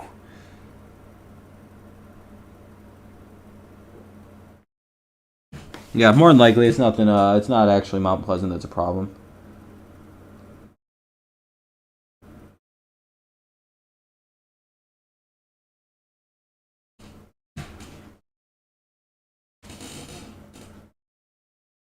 Yeah, the kid was from like Macomb or something that did it, if I remember right.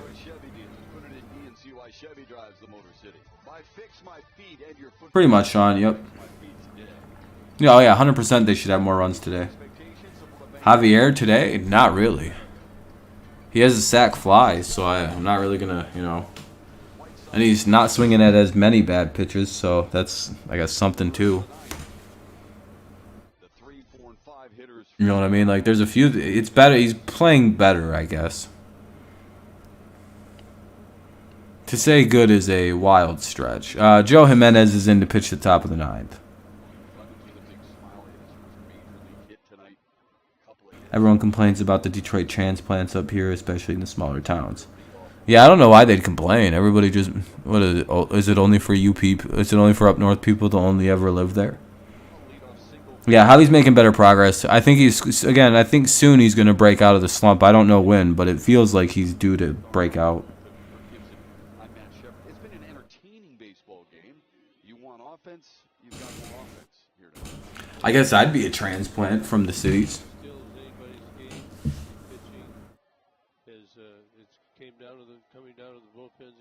Yeah, I think so, Sean. He's been doing better. Yeah. I hope he finds something. That'll be a leadoff single to Luis Robert. Abreu's up now with 1 on, nobody out, top of the ninth.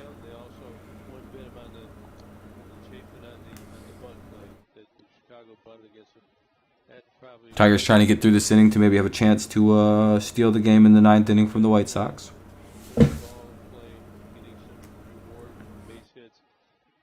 Locals versus outside. That's true, I guess. I mean, they're all from Michigan, though, so it's kind of weird.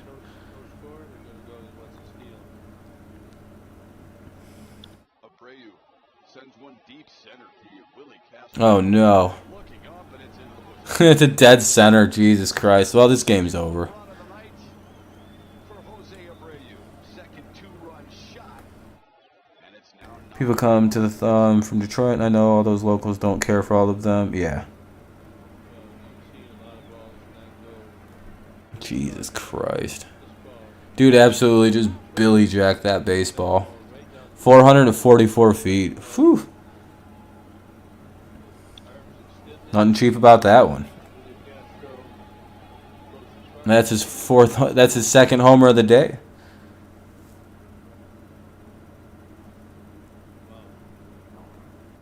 That is a long home run. Who used to swing at everything? Are you talking about Baez? Yeah, Baez was.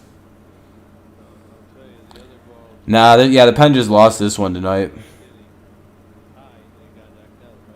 Yeah, the bullpen shit the bed this evening. One of our strong points all season tonight has been the weak point.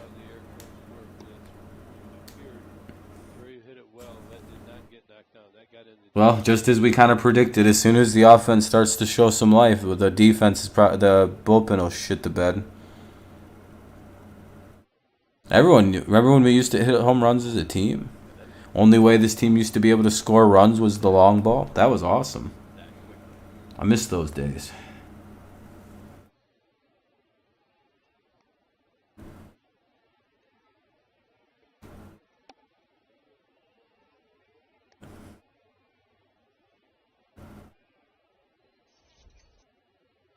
Zavala came in as a pinch hitter in the 5th. 0 for 2.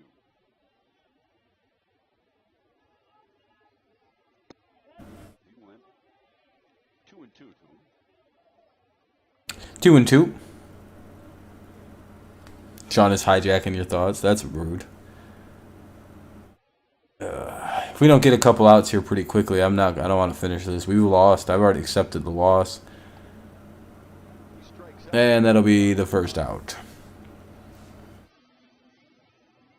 That Abreu home run reminds some Tigers fans of Cecil Fielder's power. Tigers legend Cecil Fielder's returning here to Detroit to receive the Willie Horton African American Legacy Award.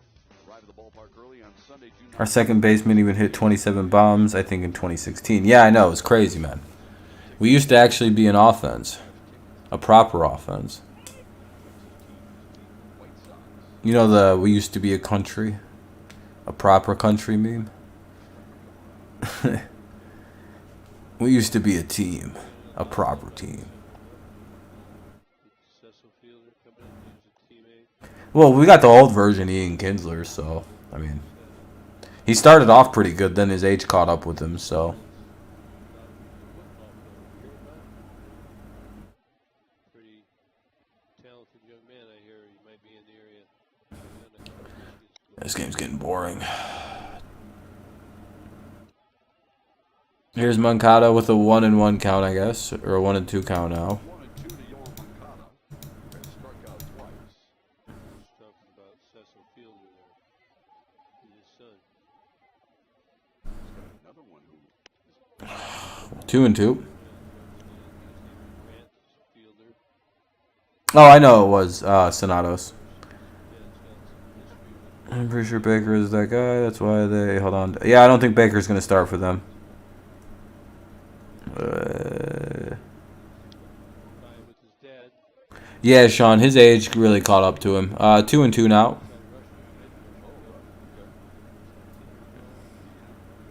Alright, if they don't get Moncada out here, I don't want to fucking watch this anymore. We gotta get 2 quick outs. Come on. I'm hard ending this at like 10:30 if it's not over by then. Unless the Tigers are in like some radical comeback at 10:30, I'm just gonna put a hard cap end on the stream for time. Watson's dealing with more. Sheesh. More than the 24 already, or is it still at just 24? 3 and 2 to Did they add more names on to the lawsuit? Kendall Graveman. Closeout duty in the 9th. Liam Hendricks still not available. Or is it just like an assumption that more is gonna come out? And he struck him out 2 away. 10:18 p.m. I was hoping Torque could turn it on a bit so he could be up here when Riley gets brought up with his buddy. Fuck it, just leave him up here. Yeah, I don't know what to do with Torque. It's like whatever, just fucking. They're clearly not gonna send him down, so I don't know. I guess we're just gonna get. Again, it's probably better than watching some shitty veteran struggle at first base. So I guess I'd rather have the rookie struggle. You know what I mean? It's like, yeah, it sucks, but it's also like the alternative is some shitty veteran takes the spot. Yeah, I'm in the Eastern time zone. 0-1 on Garcia. 0-2 on a foul ball.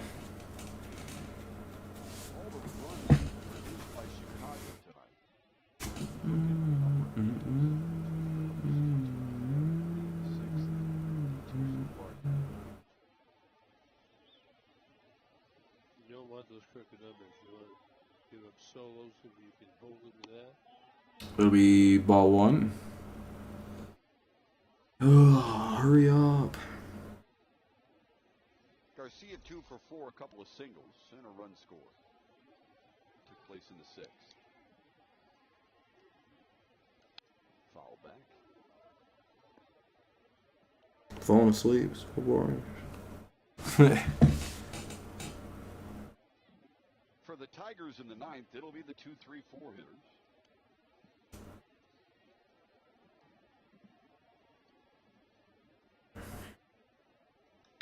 Garcia to left field. Oh. On the run is Grossman. And that'll be down for a double. Maybe more. Garcia hustles into second. His 3rd hit of the night. All right, yeah, I don't watch this anymore. They're fucking being stupid. All right, everybody, I'm gonna call it here for myself personally. If you need a way to watch, just look in the pinned comment section. You should find the link to the game. Thank you all for tuning in. I appreciate it very much. I'm kind of done with this game. It's GG's to the White Sox. It was a good game until the 9th inning when the Tigers decided just to not pitch very well.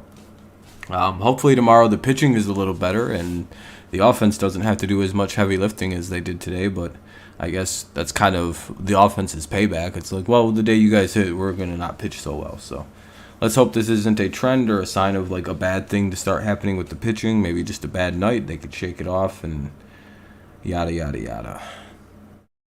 Didn't help Kellenic when the Mariners sent him down last year. So I think so too, Sean. There's examples of it helping and hurting guys and all that. But all right, I might do the game tomorrow. I know I'm probably not doing the game Wednesday because it's kind of like a weird day game, and I don't really like doing those when I'm around. But if there isn't really anything going on tomorrow, I'll hop on and do the game. So I'll keep you posted through the community tab as always. But yeah, that's pretty much it for tonight. Tigers probably going to take a loss. GG's to the White Sox fans. You guys smashed the shit out of us tonight, and the score is kind of an indicator of that. Wouldn't be surprised if you guys scored again. So, all right, thank you guys so much for watching. Have a great rest of your evening. I'll see you tomorrow maybe. If not, I'll see you for the one of the games against the Rangers and all that. And again, I'll keep you posted on the community tab. Thank you again so much for the likes and anyone who subscribed. I appreciate that very much. Hopefully the Tigers look a lot better next time, but we'll see. All right, go Lions, go Patriots, and it's always go Tigers. I'll see you next time. Peace out. Have a